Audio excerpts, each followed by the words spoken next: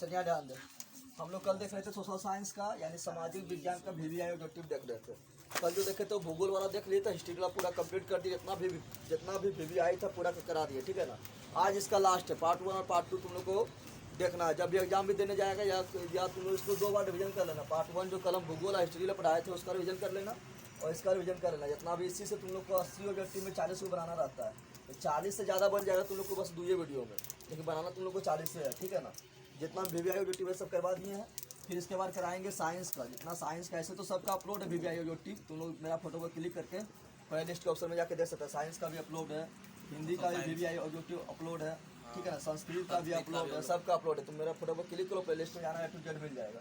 लेकिन हम फिर भी करवा देंगे, साइंस का भी कराएंगे, फिर हिंदी करवाएंगे और हिंदी के बाद फिर बच्चे का संस्कृत, तो संस्कृत के लास्ट में करवाएंगे, ठीक है ना। चलो देखो, तो आज है पार्ट 2। पार्ट 2 में क्या है, नागरिक शास्त्र और अर्थशास्त्र। नागरिक शास्त्र और उससे पहले तुम लोग को बताना चाहते हैं, एक तो मेरा 2 चैनल है नया, एक तो मेरा जगदेव ब्लॉग, जगदेव ब्लॉग मेरा चैनल है, कॉमेडी वाला मेरा है, ठीक है ना। ये मेरा कॉमेडी वाला चैनल है, इसको भी जो सब्सक्राइब नहीं किया सब्सक्राइब कर लेना। इसको सर्च मार यूट्यूब में आ जाएगा, या तो मेरा फोटो नहीं आ रहा है उस पर क्लिक करेगा तो जगदेव क्लासेज में ही इसका लिंक दिया हुआ है, ठीक है ना, मिल जाएगा। एक तो मेरा जीके GS मस्ती, इसमें जनरल कंपटीशन की तैयारी कराते हैं, इसको भी तुम लोग सब्सक्राइब कर सकते हैं, जो तैयारी कर रहा है उसको बता सकता है, ठीक है ना। चलो स्टार्ट करते हैं। पहले कर रहे हैं सिविक्स से स्टार्ट, यानी नागरिक शास्त्र, जैसे को बोलते हैं पॉलिटिकल साइंस यानी राजनीतिक शास्त्र, ठीक है। चलो स्टार्ट करते हैं। पूरा डिस्कशन के साथ बताएंगे, खाली सुनना ना है, आराम से एकदम शांतिपूर्वक सुनना है, एक बार देख लेना है, फिर रिवीजन करना है तो 2 गुना फास्ट करके रिवीजन कर लेना है, ठीक है ना। चल बता, बांग्लादेश कब स्वतंत्र हुआ, जल्दी बताओ। तो बांग्लादेश कब स्वतंत्र हुआ, तो बांग्लादेश 1971 कब स्वतंत्र हुआ, 1971 में स्वतंत्र हुआ। 1971 में बांग्लादेश पहले किस में था, तो पाकिस्तान में था। किस में था, पाकिस्तान में मिला हुआ था, ठीक है ना। तो पाकिस्तान में कौन पाकिस्तान, तो बांग्लादेश को पहले बोलते थे पूर्वी पाकिस्तान, क्या बोलते थे, पूर्वी पाकिस्तान। लेकिन इंदिरा गांधी के प्रयास से, इंदिरा गांधी जानता है ना, भारत का प्रथम महिला प्रधानमंत्री, तो इंदिरा गांधी के प्रयास से बांग्लादेश को क्या करा दिया, स्वतंत्र। क्या करा दिया, कब हुआ था, 1971। कब हुआ था, 15वीं लोकसभा में। 15वीं लोकसभा में महिलाओं की कितनी % भागीदारी थी, याद रखना 10.86, कितना था, 10.86%। अभी 17वीं लोकसभा चल रहा है, उस समय 15वीं बात कर रहा है, ठीक है। तो इतना इम्पोर्टेंट नहीं पूछेगा। भारत में कहाँ औरतों के लिए आरक्षण की व्यवस्था है, मतलब भारत में कहाँ है जो औरत के लिए आरक्षण की व्यवस्था, औरत के लिए क्या है, आरक्षण की व्यवस्था है। जो सिर्फ VVI क्वेश्चन है वही बताएंगे, पूरा हम नहीं बताएंगे, बता रहे हैं सिर्फ VVI जो क्रीम खली है, ठीक है ना। तो भारत में कहाँ औरत की व्यवस्था थी, औरत का आरक्षण की व्यवस्था है, तो पंचायती राज। कहाँ पर है, पंचायती राज व्यवस्था। पंचायत का चुनाव होगा बिहार में, तो वहाँ पर क्या है, महिला का आरक्षण के सुविधा है, महिला का आरक्षण के। अच्छा बता तुम लोग, पंचायती राज का शुरुआत सर्वप्रथम कौन राज्य से हुआ, पंचायती राज का शुरुआत सर्वप्रथम भारत के कौन राज्य से हुआ, तो राजस्थान से। पता है, पूछेगा बता, भारत में सर्वप्रथम पंचायती राज का शुरुआत कहाँ से हुआ, राजस्थान में। सब क्वेश्चन पूछा गया इसलिए हम बता रहे हैं, जितना बता रहे हैं सब इंपोर्टेंट है। पूछेगा बता, भारत में सर्वप्रथम पंचायती राज का शुरुआत कब से हुआ, तो बोलना है 2 अक्टूबर। क्या बोलना है, 2 अक्टूबर 1959 को। 2 अक्टूबर 1959, 2 अक्टूबर क्यों, क्योंकि 2 अक्टूबर का महात्मा गांधी का जन्म, यानी महात्मा गांधी का जन्म हुआ था। और महात्मा गांधी पंचायती का बात करता था, गांव में पंचायत लागू करने का बात करता था, इसलिए 2 अक्टूबर 1959 को लागू किए थे। कहाँ पर, राजस्थान के नागौर जिला में। कहाँ पर, राजस्थान के नागौर जिला में। लेकिन तुम लोग पूछेगा बता कि नगर निगम का शुरुआत कहाँ से हुआ सर्वप्रथम, तो चेन्नई में ना हुआ था। नगर निगम का पूछा था, क्या बोलना है, गांव के लिए पंचायत होता है और नगर के लिए क्या होता है, नगर निगम। क्या होता है, नगर निगम होता है। और शहर जो जैसे जम्मू में हो गई, कहाँ है, नगर पालिका है। क्या है, समझ आ गया तुम लोग को। चला बता, सांप्रदायिक राजनीति आधारित होती है, सांप्रदायिक राजनीति समझ रहा है, सांप्रदायिक राजनीति समझ रहा है। सांप्रदायिक राजनीति मतलब होता है लड़ाई झगड़ा वाला। क्या होता है, जैसे तुम लड़ रहा, हम हिंदू है मुस्लिम है, मतलब लड़ाई कर रहा है, सब क्या हुआ, दंगा हो गया। क्या हो गया, किस पर आधारित है, तो धर्म पर होता है, धर्म पर। धर्म के कारण होने वाले लड़ाई को, धर्म के कारण होने वाले लड़ाई को क्या कहते हैं, सांप्रदायिक राजनीति। क्या कहते हैं, धर्म के कारण होने वाले राजनीति को सांप्रदायिक राजनीति कहते हैं, ठीक है ना। अगला है क्वेश्चन के अंतर्राष्ट्रीय महिला दिवस। अंतर्राष्ट्रीय महिला दिवस कब मनाते हैं, अंतर्राष्ट्रीय महिला दिवस मनाते हैं 8 मार्च को। कब मनाते हैं, याद रखना, अंतर्राष्ट्रीय महिला दिवस कब मनाते हैं, 8 मार्च को मनाते हैं, ठीक है ना। और पूछेगा तुम लोग को बता, पृथ्वी दिवस कब मनाते हैं, तो क्या बोलेगा, 22 अप्रैल। क्या बोलेगा, अब प्रथम पृथ्वी सम्मेलन कहाँ हुआ था, कल तुम लोग को बताया था, बता प्रथम पृथ्वी सम्मेलन कहाँ हुआ था, तो ब्राजील के रियो डी जेनेरो, ब्राजील के रियो डी जेनेरो शहर में कब हुआ था? 1992। कब हुआ था? 1992 को हुआ था। नेक्स्ट क्वेश्चन है, वर्तमान में नेपाल की शासन प्रणाली क्या है? यानी अभी जो है नेपाल में कैसा शासन प्रणाली है? तो लोकतंत्र है। क्या है? पहले वहाँ पर राजतंत्र था, लेकिन लोकतंत्र आ गया लगभग 2014 से, ठीक है ना। तो लोकतंत्र आया। क्या आया?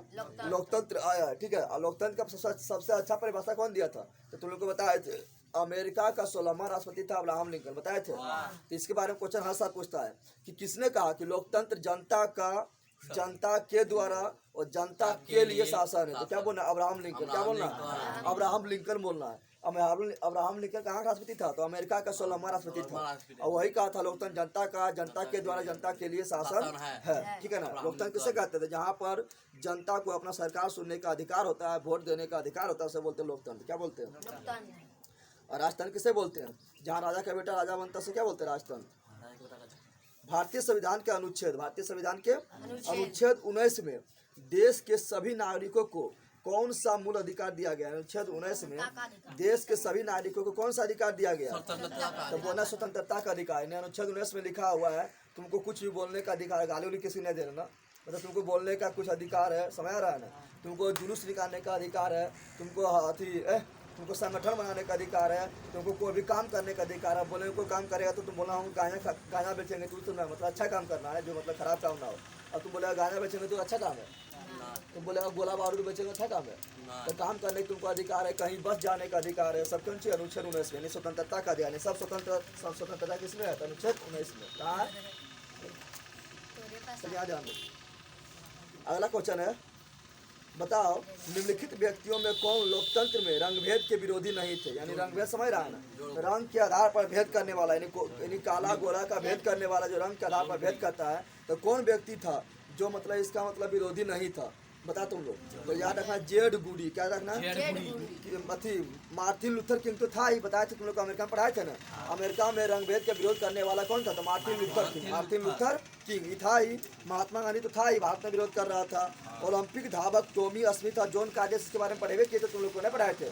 जब हम तुम लोग पढ़ाए रहे थे पॉलिटिकल साइंस के चैप्टर नंबर 3 पढ़ाए थे ना। टॉमी स्मिथ और जॉन कार्डिस जो ओलंपिक में मेडल जीता था, तो बताए थे ना, अपना हाथ में काला पट्टी बांध कर हाथ झुका लिया था, बताए थे ना। ये तो विरोध करवे किया था। तो कौन ने किया था? जेड गूडी। कौन ने किया था?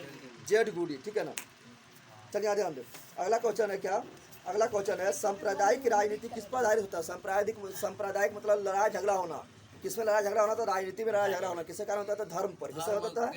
धर्म के आधार पर राजनीति होना कहलाता है सांप्रदायिक राजनीति। बताते हैं ना। सांप्रदायिक के बारे में जब भी बोलेगा तो लोग बोलना है धर्म। क्या बोलना है? यानी धर्म, एक धर्म जब दूसरा धर्म से जब श्रेष्ठ मानने लगता है तब क्या होता है? सांप्रदायिक राजनीति होता है। क्या होता है? अगला क्वेश्चन है, जब हम लैंगिक विभाजन की बात करते हैं, बात करते हैं तो हमारा अभिप्राय होता है, लैंगिक विभाजन तो समझ रहा है, लिंग के आधार पर विभाजन करना कि ये औरत है, ये पुरुष है, यानी लिंग का लड़का है, लड़की है, तो लिंग के आधार पर विभाजन करना उसको बोलते हैं लैंगिक विभाजन। क्या बोलते हैं?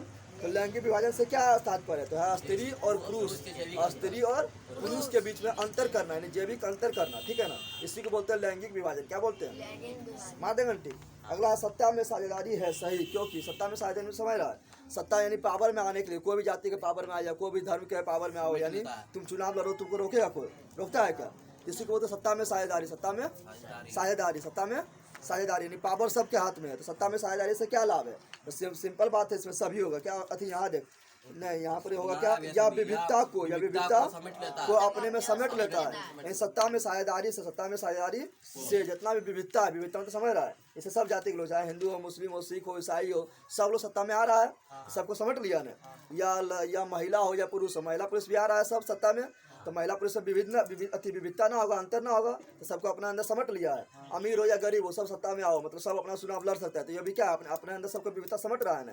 यानी क्या कहता है? सत्ता में साझेदारी से सभी विविधता को अपने अंदर क्या करता है? समेट लेता है। क्या होता है? अब मान लो तो खाली ठीक रहेगा, अरे बंद रखेगा। चला देख अगला क्वेश्चन नंबर 12। क्वेश्चन नंबर, भारतीय संविधान के बारे में इनमें से कौन सा कथन सही है बताना है। कौन सा कथन सही है बताना है। तो बता, क्या भारतीय संविधान के बारे में क्या सही है बताना है? या धर्म के आधार पर भेदभाव करता है? गलत बात है। भारत में धर्म के आधार पर भेदभाव होता है कि? पाकिस्तान में होता है। कहाँ होता है?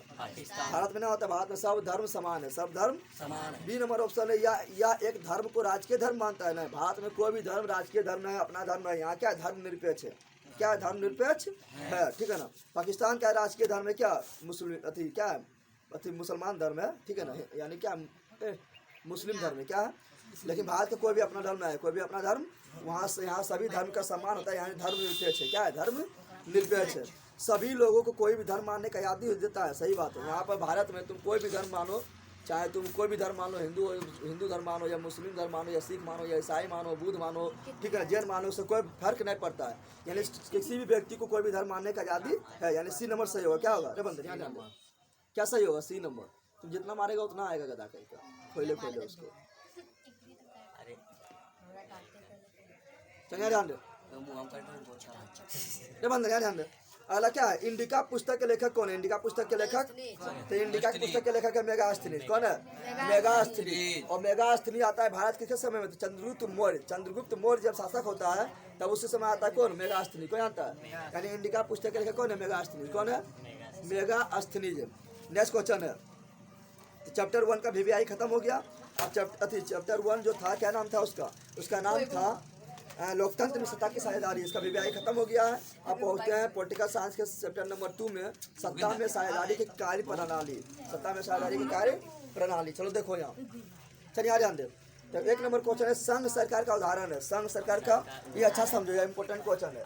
संघ सरकार मतलब समझा, संघ सरकार मतलब तो तुमको पढ़ा चुके हैं कि संघ सरकार उसको बोलते हैं, पहचानने का सिंपल नहीं है, संघ सरकार हम उसको बोलेंगे जहाँ पर राज्य में क्या हो, मुख्यमंत्री शासन कर रहा हो, और संघ में कौन कर रहा हो, तो प्रधानमंत्री कर रहा हो या राष्ट्रपति कर रहा हो, समझ आ रहा है ना। इसको बोलते हैं क्या, संघ सरकार, क्या बोलते हैं, यानी केंद्र का अलग शासन हो और राज्य का अलग शासन हो, दोनों जगह अलग अलग सरकार, उसको क्या बोलते हैं, संघ सरकार, क्या बोलते हैं। तो बता, भारत में संघ सरकार है, तो हाँ है ना, राज्य में सब अलग अलग मुख्यमंत्री शासन कर रहा है, और केंद्र में कौन बैठा है, प्रधानमंत्री बैठा है, तो भारत भी है।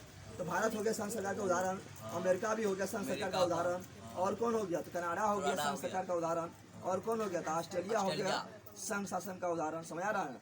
ब्राजील हो गया, कौन हो गया, तो ये सब क्या है, ये सब है संघ सरकार का उदाहरण, संघ सरकार का। उसके बाद संघ सरकार का उल्टा होता है एकात्मक सरकार, क्या होता है, एकात्मक में क्या होता है कि राज्य को कोई पावर नहीं देगा, सब पावर कौन ले लेगा, संघ, यानी कौन ले लेगा, प्रधानमंत्री कौन ले लेगा, यानी राज्य को पावर नहीं है, राज्य को पावर, इसको बोलते हैं एकात्मक सरकार, क्या बोलते हैं, एकात्मक सरकार कहाँ है, जैसे मान लो क्या है, ब्रिटेन, क्या है, ब्रिटेन को ही बोलते हैं इंग्लैंड, क्या बोलते हैं, इंग्लैंड में है, फ्रांस में है, स्विट्जरलैंड में है, ठीक है ना, स्विट्जरलैंड हो गया, श्रीलंका हो गया, ठीक है ना। इस समय क्या है, इस समय एकात्मक सरकार, क्या एकात्मक सरकार, संघ सरकार बोलेगा निम्नलिखित में कौन संघ सरकार है, बता देगा। यहाँ पर संघ सरकार का उदाहरण कौन है, तो यहाँ पर अमेरिका दिया है, क्या दिया हुआ है, तो अमेरिका हो जाएगा, क्या हो जाएगा, अमेरिका। चीन में भी ना है, चीन में भी सब अपने पावर ले लिया एकात्मक। अगला होता है बिहार में पंचायती राज व्यवस्था का कार्यकाल कितना, 5 वर्ष, चाहे मुखिया हो या सरपंच हो या पंचायत समिति हो या जिला परिषद हो, सबके कितना, 5 वर्ष। अच्छा, इस समय खड़ा होने के लिए, मुखिया खड़ा होने के लिए कितना न्यूनतम आयु चाहिए, 18 वर्ष, तुम वोट बा देगा 21 साल, खड़ा होने के लिए कितना, 21 साल, लेकिन वोट देने का अधिकार कितना, 18 वर्ष, कितना, 18 वर्ष। अगला क्वेश्चन है, निम्नलिखित में कौन केंद्र शासित प्रदेश है, तो तुम लोग केंद्र शासित प्रदेश अभी भारत में पहले कितना था, 7, कितना था, लेकिन बढ़ के हो गया 9, कितना हो गया, लेकिन अब फिर घट के हो गया 8, कितना हो गया, 9 कब हो गया, जब जम्मू कश्मीर को तोड़ के जम्मू कश्मीर और लद्दाख बना दिया तो हो गया 7 2 9, कितना हो गया, लेकिन 8 कब हो गया, जब दमन एवं दीव एवं दादर एवं नगर हवेली दोनों को दिया मिला 1 कर, तो हो गया 8। तो अभी वर्तमान में पूछा है कितना बोलना है, 8, कितना बोलना है, 8 का नाम बता देते हैं। एक है लद्दाख, क्या है, एक है जम्मू कश्मीर, क्या है, दूसरा है चंडीगढ़, तीसरा है चंडीगढ़, तीसरा क्या है, चंडीगढ़, चौथा क्या है, तो चौथा है तुम्हारा दिल्ली, चौथा क्या है, 5वां है दमन एवं दीव एवं दादर एवं नगर हवेली, दादर एवं नगर, छठा जो है वो है लक्षद्वीप, क्या है, 7वां जो है वो है पुडुचेरी, 7वां क्या है, पुडुचेरी, और 8वां जो है वो क्या, अंडमान निकोबार, क्या है, तो बोल रहा है क्या, निम्नलिखित में कौन केंद्र शासित प्रदेश है, इसमें चंडीगढ़ हो जाएगा ना, हो जाएगा। चलो अगला क्वेश्चन है कि बता, भारत में किस प्रकार के शासन प्रणाली है, भारत में बताना है कैसा शासन प्रणाली है, तो अभी बता चुके हैं भारत के साथ संघीय, कैसा है, संघीय है, कैसा है, संघीय है, और संघीय के साथ साथ कैसा, यहाँ संसद शुल्क जाता है, जम्मू जिला सेक्शन को ना पास है ना, यानी संघीय और संसदीय, कैसा है, इसे मानना है क्या, इसे मानना है बी नंबर, संघीय और संसदीय, संघीय और, यानी यहाँ से सब जिला से एक संसद शुल्क कहाँ जाता है, दिल्ली, कहाँ जाता है, और वहाँ पर सब अच्छा खाता पीता है, मौज करता है, नेता लोग भोजन करता है। संघीय और संसदीय, संघीय और संसदीय, ठीक है ना। और सिर्फ अमेरिका में कैसा है, तो अमेरिका में अध्यक्षीय कैसा है, संघीय और अध्यक्षीय। अध्यक्षीय किसको होता है समझता है, जहाँ पर प्रधानमंत्री ना होता है, जहाँ पर खाली राष्ट्रपति होता है, प्रधानमंत्री नहीं होता है, सब कुछ राष्ट्रपति होता है, उसको बोलते हैं अध्यक्षीय। क्या बोलते हैं, तो भारत में संघीय और संसदीय है, और अमेरिका में है संघीय और अध्यक्षीय। ठीक है, अगला संघ राज की विशेषता नहीं है, संघ राज का विशेषता क्या नहीं है, तो सिंपल बात है, संघ राज की विशेषता क्या है, तो यहाँ संघ राज में दोहरी होता है। क्या होता है, संघ राज में दोहरी सरकार होता है, केंद्र में अलग और राज्य में अलग। ठीक है ना, लेकिन एकाधिक शासन व्यवस्था कहाँ होता है, एकात्म सरकार में होता है। तो संघ राज का शासन प्रणाली की विशेषता क्या नहीं है, तो एकाधिक शासन व्यवस्था ये प्रणाली इसका विशेषता नहीं है, इसका विशेषता। हाँ, संघ सरकार में लिखित संविधान होता है, लिखित संविधान भारत में भी अपना लिखित संविधान है ना, होता है। यहाँ पर शक्ति का विभाजन होता है, हाँ शक्ति का विभाजन होता है। केंद्र सरकार का अलग शक्ति होता है, राज्य सरकार का अलग शक्ति होता है। केंद्र सरकार किस पर कानून बनाता है, तो बनाता है केंद्र सरकार बनाता है, संघ सूची पर कानून बनाता है, राज्य सरकार बनाता है, राज्य सूची पर कानून बनाता है, और समवर्ती सूची पर दोनों कानून बनाता है। तो यहाँ शक्ति का विभाजन है ना, शक्ति का विभाजन होता है। और क्या होता है, तो और होता है यहाँ पर सर्वोच्च न्यायपालिका, यानी सबसे ऊपर क्या होता है, तो न्यायपालिका होता है। क्या होता है, यानी सुप्रीम कोर्ट, हम लोग का क्या है, सुप्रीम कोर्ट हो गया ना। तो संघ सरकार का सब उदाहरण है, लेकिन एकाधिक शासन व्यवस्था जो ये उदाहरण नहीं है। अगला है पटना नगर निगम के प्रधान को क्या कहा जाता है, महापौर। क्या कहा जाता है, महापौर। क्या कहा जाता है, महापौर कहा जाता है। क्या कहा जाता है, ठीक है ना, याद रखना। अगला है, आप तुम लोग को पूछा था कि नगर निगम का शुरुआत सर्वप्रथम कहाँ हुआ, तो क्या बोलना, चेन्नई। चेन्नई। पंचायती राज के त्रिस्तरीय स्वरूप इनमें से कौन नहीं है, बता। पंचायती राज बताया था तुम लोग को कि पंचायती राज का शुरुआत, पंचायती राज की शुरुआत राजस्थान के नागौर जिला से हुआ। राजस्थान के नागौर जिला से कब हुआ, तो 2 अक्टूबर 1959 को हुआ। बार इसलिए बोले तुम लोग को याद हो, 2 अक्टूबर 1959 ईस्वी को हुआ था। उद्घाटन किया था पंडित जवाहरलाल नेहरू। और ये 3 त्रिस्तरीय, कैसा स्तरीय है, त्रिस्तरीय है, यानी ग्राम स्तर पर ग्राम पंचायत, ग्राम स्तर पर ग्राम पंचायत, ठीक है ना, और ब्लॉक स्तर पर पंचायत समिति, ब्लॉक स्तर पर यानी प्रखंड स्तर पर यानी ब्लॉक स्तर पर पंचायत समिति, और जिला स्तर पर जिला परिषद, यानी हम लोग का जो पंचायती राज है वो कैसा है, त्रिस्तरीय। कैसा है, त्रिस्तरीय। बता देगा, ग्राम स्तर पर ग्राम पंचायत, ब्लॉक स्तर पर पंचायत समिति, जिला स्तर पर जिला परिषद। हो गया, समझ आ गया तुम लोग।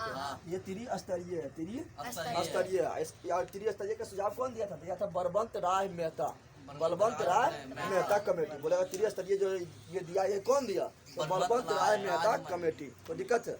अगला क्वेश्चन है, ग्राम कचहरी का प्रधान कौन होता है। सिंपल है, ग्राम में कचहरी यानी गांव में कचहरी का प्रधान कौन होता है, सरपंच होता है। कौन होता है, सरपंच होता है। ग्राम कचहरी का प्रधान कौन होता है, सरपंच होता है, याद रखना, ठीक है ना। और ग्राम पंचायत के कौन होता है, तो मुखिया। कौन होता है, ठीक है ना।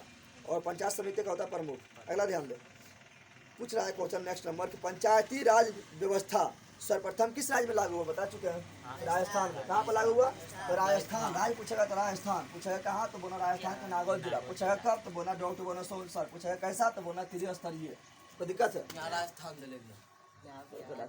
सुनता है कि वही रहेगी। हम बोल रहे राज्य पूछेगा तो राजस्थान बोलना है, जगह पूछेगा तो नागौर बोलना है, कब पूछेगा तो 2 अक्टूबर 1959 बोलना है, कैसा पूछेगा तो त्रिस्तरीय बोलना है। पक्का ले ले सब, तुमको उठा पड़ेगा फट जाएगा। जो हम बोलते उस पर ध्यान दे कि हम बोल रहे हैं। पक्का पहले पूछा पापा का नाम है तो बोलना यहाँ बाप के नाम लिखा ले, जो पूछेगा वो बताएगा। चलिए ध्यान दे, मतलब जो हम बोले उस पर ध्यान नहीं दे रहा है तुम लोग, जो हम डिस्कशन करा रहे हैं कैसे बंदे रह जाएगा। चल अगला ध्यान दे, भारत में सर्वप्रथम नगर निगम की स्थापना कहाँ हुआ, बता चुके, चेन्नई। क्या बोल रहा है, चेन्नई कहाँ है, तमिलनाडु में। कहाँ पर है, तमिलनाडु की राजधानी कहाँ है, तो चेन्नई है। नेक्स्ट क्वेश्चन, भारत में राष्ट्रीय स्तर पर पंचायती राज की स्थापना कब हुआ, सब बता रहा है। तो पंचायती राज की स्थापना कब हुआ, 2 अक्टूबर 1959 को हुआ। बताया था 2 अक्टूबर 1959 राजस्थान के नागौर जिला में हुआ, तो त्रिस्तरीय हुआ, तो बता चुके हैं, तो सब पूछा हुआ है। अगला क्वेश्चन है, बताओ कि बिहार में पंचायती राज का स्वरूप कैसा है, तो बता चुके हैं, त्रिस्तरीय।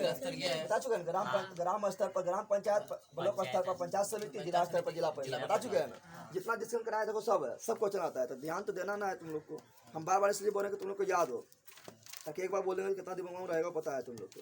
बिहार भारत में, यानी बिहार और देश में दीजिए भारत, बिहार पूछे से कोई दिक्कत ना है। तो बिहार भारत में पंचायती राज अधिनियम के अंतर्गत महिलाओं के लिए कितने प्रतिशत सीटों का आरक्षण है, 50%। कितना है, यानी पंचायती राज में मतलब महिला खड़ा होना है, मुखिया हो या सरपंच में हो, तो 50% सीट किसके लिए है, तो महिला के लिए, यानी आधा महिला आधा पुरुष। और सर्वप्रथम 50% सीट देने वाला यानी आरक्षण देने वाला राज्य कौन है, तो बिहार था। कौन था, धीरे धीरे पूरा भारत में लागू हुआ। ठीक है ना। तो पहले बिहार था, समझ आ गया तुम लोग को। अगला क्वेश्चन है, अगला क्वेश्चन तुम लोग का इंपॉर्टेंट है कि बता कि आधुनिक युग में प्रत्यक्ष लोकतंत्र कहाँ है। प्रत्यक्ष लोकतंत्र समझता है तुम लोग? प्रत्यक्ष लोकतंत्र समझता है?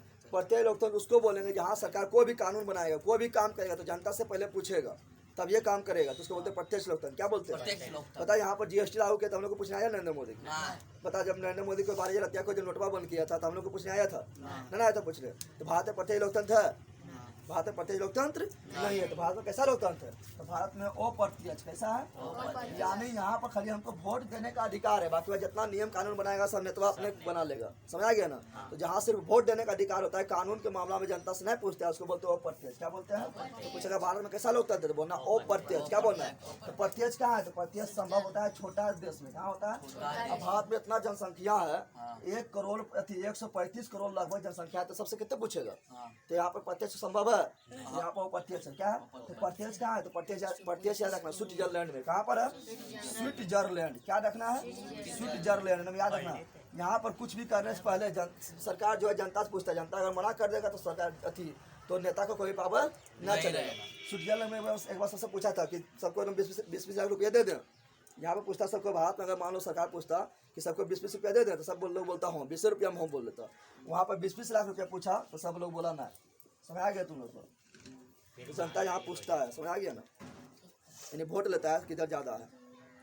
यहाँ 20 रुपया पूछता तो सब दौड़ के ले लेता कि सही है ना। कुछ पैसा देने पर क्या होता है? पैसा देने पर महंगाई बढ़ेगा। मान लो तुमको 20-20 लाख रुपया सबको दे दिया, सबके घर में 20-20 लाख रुपया। आज रिक्शा चला रहा है वो की बोलेगा? तुमको बोलेगा चलने पहुँचा देना, वहाँ पागल है कि हम अपने लखपति ही है, चल रहा है 1,000 रुपये तब से पहुँचे वो, तो महंगाई नहीं बढ़ जाएगा। यानी पैसा सबको दे देगा तो क्या होगा? महंगाई फरास ना बढ़ जाएगा। जो तुम्हारे घर में आके बोझा मतलब अथी उठा रहा है, क्या उठा रहा है? तो मतलब अथी बोझा उठा के लाद रहा है ट्रक उड़क पर, अब उसको बोलेगा कि चल नहीं लाद दियो, तो कहेगा पागल है क्या, अब अपने 20 लाख रुपया तो सुनेगा। यानी पैसा बांट देने पर क्या होता है? महंगाई बहुत बढ़ जाता है। क्या होता है? ठीक है ना। अगला क्वेश्चन क्या है? भारत में आयोजना, भारत में योजना आयोग का गठन कब हुआ था? देखिए यहाँ पर भारत में योजना आयोग का गठन पूछा है कब हुआ? तो बोलना है 15 मार्च 1950। क्या बोलना है? अब इसमें हम जो बोल रहे हैं, इसमें जो हम बोल रहे हैं हम ध्यान से सुन। भारत में योजना आयोग का स्थापना 15 मार्च 1950 को हुआ। 15 मार्च 1950 को हुआ। इसके बारे में क्वेश्चन नहीं पूछेगा। पूछेगा योजना आयोग का मतलब पूछ भी सकता है, लेकिन अब योजना आयोग नहीं रहा, इसके स्थापना आगे नीति आयोग था। ये बता रहे हैं हम ध्यान से सुन। तो योजना आयोग का अध्यक्ष कौन होता है? तो बोलना है प्रधानमंत्री। क्या बोलना है? और नरेंद्र मोदी क्या किया था? योजना आयोग को हटा दिया। योजना आयोग को अब बोला हम लाएंगे नीति आयोग। कौन बोला था? नरेंद्र मोदी। क्या बोला था? तो नीति आयोग का भी प्रधान कौन होगा? तो प्रधानमंत्री होगा। योजना आयोग का पूछेगा प्रधान कौन होता है? तो बोलना प्रधानमंत्री। नीति आयोग का भी प्रधान कौन होता है? तो प्रधानमंत्री। योजना आयोग का स्थापना कब हुआ? तो बोलना है 15 मार्च 1950 को। बोलना है योजना आयोग को नरेंद्र मोदी कब समाप्त कर दिया? तो बोलना है 31 दिसंबर 2014 को। 2000 अब बोलेगा कि योजना आयोग के जो नरेंद्र मोदी समाप्त किया था, इसका स्थान पर क्या चीज का जन्म दिया? तो दिया था नीति आयोग। किसका दिया था? नीति आयोग कब बना? तो नीति आयोग का जन्म हुआ जब योजना आयोग मिला उसके दूसरा दिन, यानी 1 जनवरी 2015 को नीति आयोग का जन्म हुआ। नीति आयोग का जन्म हुआ। तो अभी क्या है नीति आयोग? तो अभी क्वेश्चन पूछेगा तुम लोग को नीति आयोग के बारे में। पूछेगा नीति आयोग का अध्यक्ष कौन होता है? प्रधानमंत्री। नीति आयोग का स्थापना कब हुआ? 1 जनवरी 2015 को। कोई दिक्कत है? जितना बता से समझ गया ना। चला रहा क्वेश्चन। अच्छा पूछेगा कि योजना आयोग का प्रथम अध्यक्ष कौन था? तो प्रधानमंत्री होता है। तो प्रथम प्रधानमंत्री कौन था? तो पंडित जवाहरलाल नेहरू था। पूछेगा नीति आयोग का प्रथम अध्यक्ष कौन था? तो नीति आयोग तो नरेंद्र मोदी बनाया ना, प्रथम अध्यक्ष वही ना होगा। चलो देख अगला क्वेश्चन है, भारतीय संघ में किस राज्य को विशेष राज्य का दर्जा प्राप्त है? जम्मू था, अब ना है क्योंकि जम्मू कश्मीर को तोड़ दिया ना। 31 अक्टूबर 2019 को प्रधानमंत्री नरेंद्र मोदी ने क्या किया? जम्मू कश्मीर 2 भाग में तोड़ दिया ना। अमित शाह के प्रयास से गृह मंत्री वही था, तो तोड़ दिया 2 भाग में। अब बना दिया केंद्रशासित प्रदेश, तो विशेष राज्य का दर्जा खत्म। विशेष राज्य का दर्जा राज्य रावण किया था, दर्जा कहाँ से? समझ आ गया ना। तो अब नहीं पूछेगा क्वेश्चन, पहले इंपोर्टेंट था अब इंपोर्टेंट ना। भारत में सर्वोच्च न्यायालय का मुख्य न्यायाधीश की नियुक्ति कौन करता है? भारत में जो सर्वोच्च न्यायालय के होता है मुख्य न्यायाधीश, उसका नियुक्ति कौन करता है ये बताना है। तो देखो किसी का भी नियुक्ति पूछेगा तो बोलना है राष्ट्रपति। क्या बोलना? पूछेगा तुम लोग को बता कि प्रधानमंत्री नियुक्ति कौन करता है? बोलना राष्ट्रपति। सर्वोच्च न्यायालय के न्यायाधीश की नियुक्ति कौन करता है? राष्ट्रपति। पूछेगा राज्यपाल की नियुक्ति कौन करता है? राष्ट्रपति। पूछेगा अटॉर्नी जनरल यानी महान्यायवादी का नियुक्ति कौन करता है? राष्ट्रपति। पूछेगा केग, किसका? CAG केग क्या पूछेगा? केग का नियुक्ति कौन करता है? राष्ट्रपति। पूछेगा अखिल भारतीय लोक सेवा के अधिकारी की नियुक्ति कौन करता है? राष्ट्रपति। पूछेगा निर्वाचन आयोग के अध्यक्ष की नियुक्ति कौन करता है? राष्ट्रपति। समझ आ रहा है तुम लोग को? पूछेगा सूचना आयोग के अध्यक्ष की नियुक्ति कौन करता है? राष्ट्रपति। यानी कुछ भी पूछेगा तो राष्ट्रपति। केंद्र में कुछ भी पूछा तो क्या बोलना है? राष्ट्रपति बोलना है। लेकिन राज्य में पूछेगा तो बोलना राज्यपाल। क्या बोलना है? राज्यपाल। राज्य में कोई क्या होता है? मुख्यमंत्री होता है। पूछेगा मुख्यमंत्री का नियुक्ति कौन करता है? तो क्या बोलना है? राज्यपाल। समझ आ गया तुम लोग को? चलो अगला क्वेश्चन देखो। अगला क्वेश्चन है समवर्ती सूची में रखा जाता है। तो बता दिया कि समवर्ती सूची बताया था तुम लोग को कि सूची 3 प्रकार का होता है। बताया था तुम लोग को? पढ़ाए थे तो बताए थे सूची 3 प्रकार का होता है। एक होता है संघ सूची। संघ सूची पर कानून बनाता है केंद्र सरकार दिल्ली में बैठकर। कहाँ पर? दिल्ली में बैठकर। एक होता है राज्य सूची। राज्य सूची में कानून बनाता है राज्य सरकार। कहाँ बैठ के? तो अपना राजधानी में बैठ के, पटना में बैठ के बिहार में बनाता है। और एक होता है समवर्ती सूची। क्या होता है? समवर्ती सूची। समवर्ती सूची में दोनों मजा लेता है, यानी केंद्र सरकार राज्य सरकार दोनों। केंद्र सरकार राज्य सरकार यानी केंद्र सरकार भी कानून बना सकता है और राज्य सरकार भी कानून बना सकता है। लेकिन इसमें बड़ा कौन है? तो मजबूत केंद्र है और मजबूत प्रधानमंत्री होता है ना। अगर केंद्र सरकार उस पर कानून बना दिया तो राज्य सरकार का कानून अपने आप खत्म हो जाएगा। समझा गया ना? यानी एक ही विषय पर दोनों कानून बना दिया तो राज्य के कानून खत्म, केंद्र के कानून लागू। जो मजबूत रहेगा उसी में लागू होगा। अगला देख, अगला क्वेश्चन है कि संघ राज्य की विशेषता नहीं है। संघ राज्य की विशेषता क्या नहीं है? तो संघ राज्य की विशेषता तो लिखित संविधान है, ये बता चुके हैं। लिखित संविधान होता है विशेषता। यहाँ पर हम लोग के भारत में भी लिखित संविधान है ना, और भारत का सबसे बड़ा लिखित संविधान है, जानता है तुम लोग। उसके बाद क्या है? शक्तियों का विभाजन। हाँ, शक्ति का विभाजन तो है ही। संघ सूची, राष्ट्र सूची, समवर्ती सूची, विभाजन है ना, विभाजन होता है। और बोल रहा है क्या? और बोल रहा है क्या यहाँ पर? इकहरी शासन व्यवस्था ना, इकहरी शासन व्यवस्था संघ में ना होता है। यहाँ पर क्या था? इकहरी ना होता है, यहाँ दोहरी होता है। क्या होता है? केंद्र में अलग और राज्य में। तो एकाधिक गलत हो गया ना। एकाधिक कहाँ होता है? एकात्मक। कहाँ पर होता है? जहाँ पर एकात्मक शासन प्रणाली होता है वहाँ पर। तो यहाँ पर हो जाएगा C नंबर गलत, यानी एकाधिक शासन व्यवस्था नहीं होता है। सर्वोच्च न्यायपालिका होता है। भारत में संविधान सभा का गठन कब हुआ? बताओ, भारत में संविधान सभा का गठन कब हुआ? याद रखना, भारत में संविधान सभा का गठन 1946 में हुआ था। कब हुआ था? 1946 में हुआ था। और इसका अस्थायी अध्यक्ष बना था शशिदानंद सिन्हा। लेकिन फिर बाद में 2 दिन के बाद डॉक्टर राजेंद्र प्रसाद इसका अस्थायी अध्यक्ष बन गया। डॉक्टर राजेंद्र प्रसाद कहाँ है? बिहार के जिलादही का है, पता है तुम लोग को? जो क्या है, जो भारत का प्रथम राष्ट्रपति बना था। ठीक है, अगला क्वेश्चन है, बता तुम लोग पंचायती समिति का प्रधान कौन होता है? तो बता चुके पंचायत समिति का प्रधान कौन होता है? जल्दी बता, प्रमुख ने बताए थे। ग्राम पंचायत के बोलेगा तो बोलना है मुखिया, ग्राम कचहरी का बोलेगा तो बोलना है सरपंच, और पंचायत समिति को बोलेगा तो बोलना है प्रमुख। ठीक है ना? अगला, निम्नलिखित में कौन केंद्रशासित प्रदेश होता है? 8 केंद्रशासित प्रदेश के नाम बता दिए। इसमें चंडीगढ़ दिया होता है, चंडीगढ़ होगा। क्या जाएगा? चंडीगढ़। क्या होगा? अगला है ग्राम पंचायत का सचिव कौन होता है? बताना, ग्राम पंचायत का सचिव कौन होता है? पंचायत सचिव। क्या बोलना है? पंचायत सचिव। चलो 2 नंबर का इंपोर्टेंट क्वेश्चन खत्म हो गया। अब 3 नंबर में पहुंचते हैं। बता, बिहार में संपूर्ण क्रांति का नेतृत्व किसने किया? बता, बिहार में जो था संपूर्ण क्रांति का नेतृत्व, यानी संपूर्ण क्रांति का नारा किसने दिया? तो जानते हो हम लोग कौन दिया? तो जयप्रकाश नारायण। जयप्रकाश नारायण ने नारा कहाँ दिया? तो दिया था बिहार के गांधी मैदान। पटना में गांधी मैदान है ना, पटना के गांधी मैदान। पक्का बंदर है, पटना के गांधी मैदान। पटना के गांधी मैदान। तो पटना के गांधी मैदान से कौन दिया था? जयप्रकाश नारायण दिया था। क्या? नाराज संपूर्ण क्रांति का। संपूर्ण क्रांति का किसके विरोध में दिया था? विरोध में दिया था इंदिरा गांधी। किसका विरोध में दिया था? क्योंकि इंदिरा गांधी उस समय बहुत बदमाशी कर रहा था, सबको जबरदस्ती पकड़ के जेल में डाल रहा था। ठीक है ना? इंदिरा गांधी के विरोध में दिया था। कौन? जयप्रकाश नारायण। जयप्रकाश नारायण। अगला क्वेश्चन है कि जनता दल पार्टी का गठन कब हुआ? जनता समझ रहा है? जदयू। जनता मतलब जनता दल यूनाइटेड, यानी जो से जनता दल से 2 और यूनाइटेड से यू, तो जदयू। क्या हो गया? जदयू का अभी आइए बता किसका है? जदयू मतलब किसका? नीतीश कुमार ने पार्टी है। जदयू किसका पार्टी है? नीतीश कुमार का है। किसका? नीतीश कुमार ने पार्टी है। बोलेगा जदयू का स्थापना कब हुआ? जल्दी बता दे। 1999। 1999 में हुआ। भाजपा का स्थापना कब हुआ? 1980। भाजपा किसका है? तो नरेंद्र मोदी बोला है। 1980 में हुआ। कब हुआ? 1980 में। अच्छा, राजद किसका है? तो लालू यादव बोला है। राजद किसका है? लालू यादव बोला। और लोकपा किसका है? लोक जनशक्ति पार्टी। यह चिराग पासवान था, जिसका बाप का नाम क्या था? रामविलास पासवान। डेट कर दिया, डेट न कर दिया। चलो अगला डेट चलिए। दल बदल कानून। दल बदल कानून निम्नलिखित में किस पर लागू होता है? बता, दल बदल कानून किस पर लागू होता है? जल्दी बता दे। दल बदल समझ रहा है कि मान लो तुम देखे यहाँ पर, मान लो तुम है अभी क्या, अभी मान लो तुम कांग्रेस में। कहाँ पर? कांग्रेस में। और कांग्रेस में देखा कि कांग्रेस हार गया, जिसमें तो हम अथी इसमें हम तो मंत्री नहीं बन सकते हैं, हाँ। जीत तो भरेगा लेकिन मंत्री नहीं बन सकते हैं। हाँ। तो मान लो भाजपा वाला तुमको दे दिया ऑफर कि आ जाओ मेरा में, किसमें आ जाओ? मेरा में भाजपा वाला बोल दिया कि आ जाओ अथी मेरा पार्टी में मिल जाए, तुमको बना लेंगे मंत्री। क्या बना लेंगे? मंत्री। इसको लालच बढ़ गया, लालच बढ़ जाएगा तो चल जाएगा खाने में यहाँ पर, तो क्या है, भाजपा में चल जाएगा तो उसको दल बदल दिया। क्या बदल दिया? दल बदल दिया, तो उसको बोलते हैं दल बदल कानून। क्या बोलते हैं? दल बदल कानून किस पर लगेगा? हम पर लगेगा। किस पर लगेगा? जो मंत्री है उस पर लगेगा, यानी जो विधायक है उस पर लगेगा। और किस पर लगेगा? विधायक पर लगेगा और संसद पर लगेगा। विधायक किसको बोलते हैं? विधायक बोलते हैं जो राज्य में चुना जाता है उसको बोलते हैं विधायक, और जो वहाँ पे जाएगा दिल्ली चुना जाएगा उसको बोलेंगे सांसद। क्या बोलेंगे? यानी संसद और विधायक पर लगता है। अरे दल वही नहीं बदलेगा, हम लोग तो जितने नहीं कहते, दल कहाँ से बदलेंगे? बैठ कब किस पर लगता है? संसद और विधायक पर, संसद और विधायक पर। नेक्स्ट क्वेश्चन है कि भारत में मतदाता होने की न्यूनतम आयु कितना है? सिंपल बात, 18 वर्ष। सभी जानता है कितना? 18 वर्ष। 17वीं लोकसभा का चुनाव किस वर्ष हुआ? 17वीं लोकसभा चुनाव कब हुआ?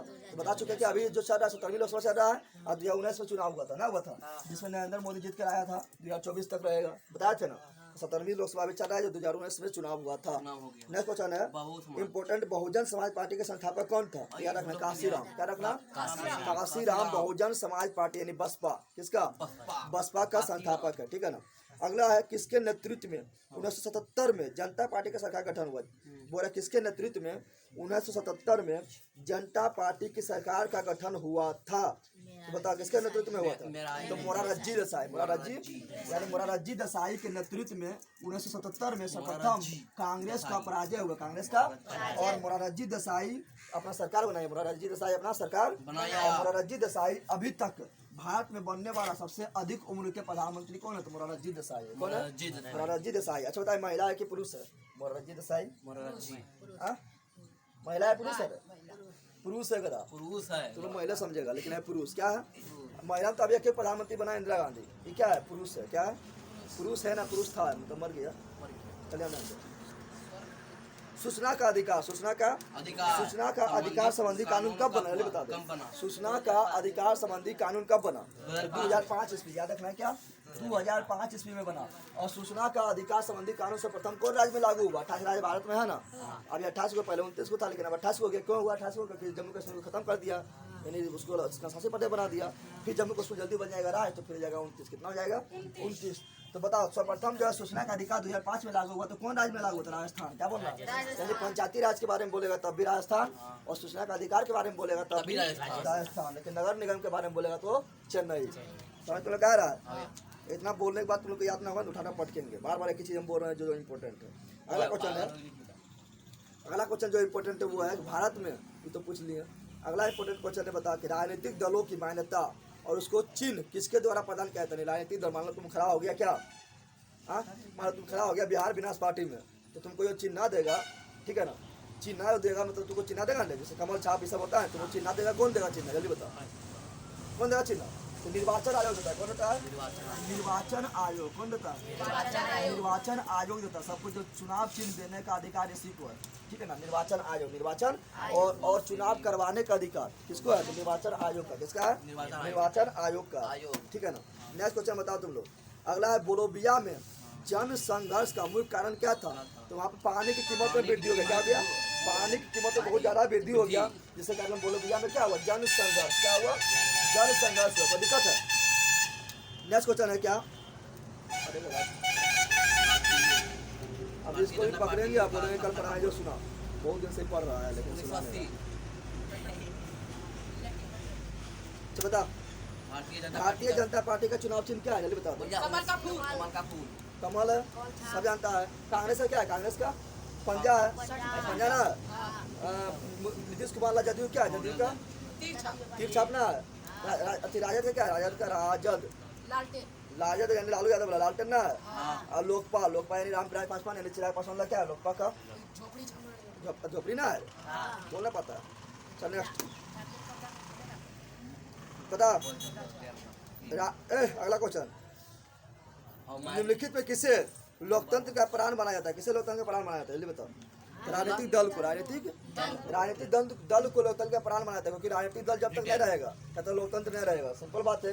मान लो कि एक ही राजनीतिक दल है, खाली भाजपा, बाकी बार राजनीतिक दल हेबे नहीं करता है, तब लोकतंत्र रहा भाजपा कुछ वोट को ना देगा तो अपने आप जीत जाएगा। एक को वोट मिलेगा तो जीत नहीं जाएगा। इसलिए राजनीतिक दल को लोकतंत्र का प्राण बनाया था। क्या बनाया था? राजनीतिक दल को क्या बनाया जाता है? लोकतंत्र का कल्याण बनाया जाता है, ठीक है ना। अगला क्वेश्चन है, 15 नंबर छूट गया कि गठबंधन की सरकार बनाने की संभावना, गठबंधन की सरकार बनाने की संभावना किस प्रकार की दलीय व्यवस्था में रहती है? सिंपल बात है, गठबंधन कब होगा? जब एक से अधिक दल होगा तभी है ना। और जब एक दल होगा तो गठबंधन होगा? हाँ, तुम कब बोलेगा अकेला शादी कर लो, अकेला शादी कैसे करेगा? कम से कम 2 चाहिए शादी करने के लिए। तो उसी प्रकार गठबंधन कहाँ होगा? तो बहुदलीय, जहाँ बहुत सारा दल है, बहुत सारा बहुदलीय में, बहुदलीय में कोई दिक्कत है? नेक्स्ट क्वेश्चन देख लो। नेक्स्ट क्वेश्चन है कि राजनीतिक दलों की नींव सर्वप्रथम किस देश में पड़ी? यानी राजनीतिक दल जो है, राजनीतिक पार्टी जो बन रहा है, इसका नींव सर्वप्रथम कौन देश में पड़ा? तो ब्रिटेन में, यानी इंग्लैंड में। कहाँ पड़ा था?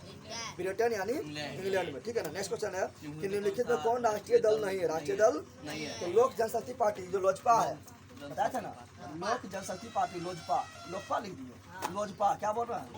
लोजपा।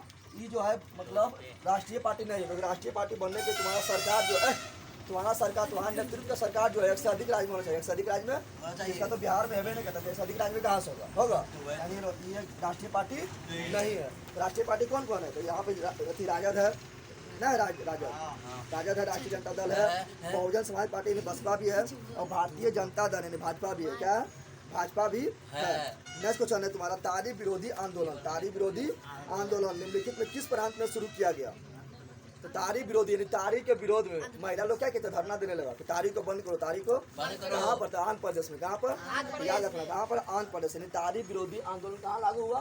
तो आंध्र प्रदेश में लागू हुआ। कहाँ लागू हुआ? आंध्र प्रदेश में। क्या हुआ? अगर यहाँ तुम लोग ध्यान दे,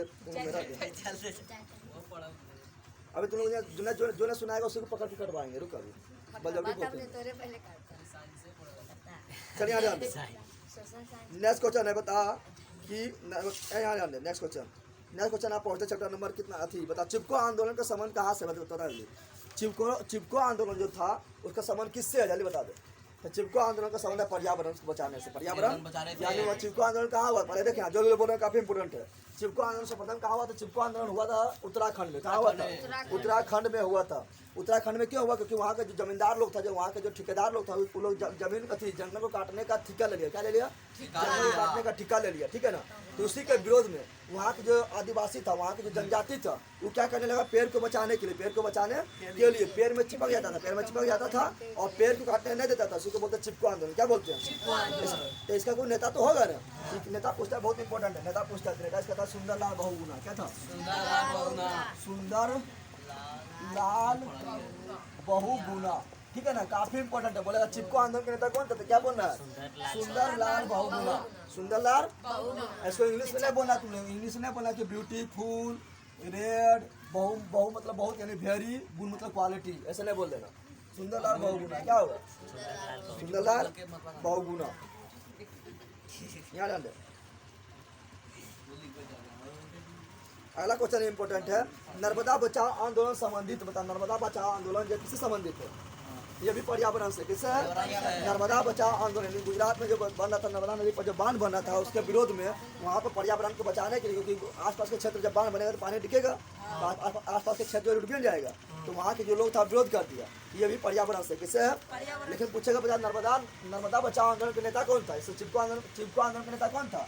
सुंदरलाल बहुगुणा। सुंदरलाल। नर्मदा बचाओ आंदोलन, नर्मदा बचाओ आंदोलन का नेता कौन था? तो मेधा पाटेकर।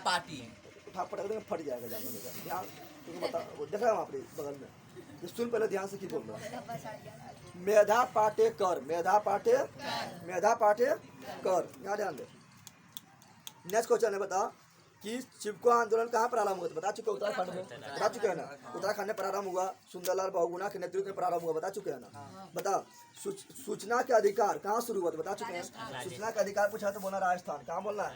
मिटा दिया राजस्थान। और पंचायती राज भी पूछेगा तो क्या बोलना है? राजस्थान। लेकिन नगर निगम पूछेगा तो क्या बोलना है? चेन्नई। क्या बोलना है? अभी तक आज ना हुआ, इतना बार हम बकते हैं। नगर निगम चेन्नई। बता, निम्नलिखित में कौन भारतीय किसान यूनियन के प्रमुख नेता थे? बताना है भारतीय किसान यूनियन के नेता कौन था? याद रखना, महेंद्र सिंह टिकेती। महेंद्र सिंह टिकेती था भारतीय यूनियन कांग्रेस के नेता, भारतीय यूनियन कांग्रेस का। काफी इंपोर्टेंट क्वेश्चन है, ठीक है ना। अगला क्वेश्चन बता, इंपोर्टेंट है, 2015 के विधानसभा चुनाव में बिहार में किस दल की सरकार बनाई गई? सिंपल बात है, 2015 की 2005 से बन रहा है, किसका सरकार बन रहा है? तो जदयू। किसका बन रहा है? कहाँ चल गया? हाँ, नीतीश कुमार का नहीं बन रहा है, तो जदयू होगा। क्या होगा? 2015 में जदयू का बना है और 2020 में चुनाव हुआ, इसमें भी जदयू बना है, नहीं बना? भाजपा के गठबंधन के साथ बना है। अगला क्वेश्चन है कि लोकसभा में निर्वाचन हेतु कुल कितना सीट है? तो लोकसभा में निर्वाचन हेतु 545 सीट है। कितना सीट है? लोकसभा में पूछेगा तो 545 और राज्यसभा में पूछेगा तो बोलना है 200 से 52 है, इसमें 250 बोलना है। क्या बोलना है? 250 बोलना है, क्योंकि 2 सीट अभी मतलब उसके लिए चुनाव ना होता है। 250 बोलना है। क्या बोलना है? ठीक है ना। नेक्स्ट क्वेश्चन देख, तो लोकेश वाला तो लोग पूछेगा तो लोकेश वाला बोलना है 545। क्या बोलना है? ऐसे तो 552 है, लेकिन 7 को अभी खाली है, उसका चुनाव ना होता है। 545 500। अगला क्वेश्चन, किस देश में बहुदलीय व्यवस्था नहीं है? बहुदलीय में तो समझ रहा है, बहुत सारा पार्टी, बहुत सारा भारत में बहुत सारा पार्टी ना है। भाजपा अलग, कांग्रेस अलग, लोजपा अलग, राजद अलग, जदयू अलग, बसपा अलग, सबका अलग अलग पार्टी ना है, सबका अलग है ना।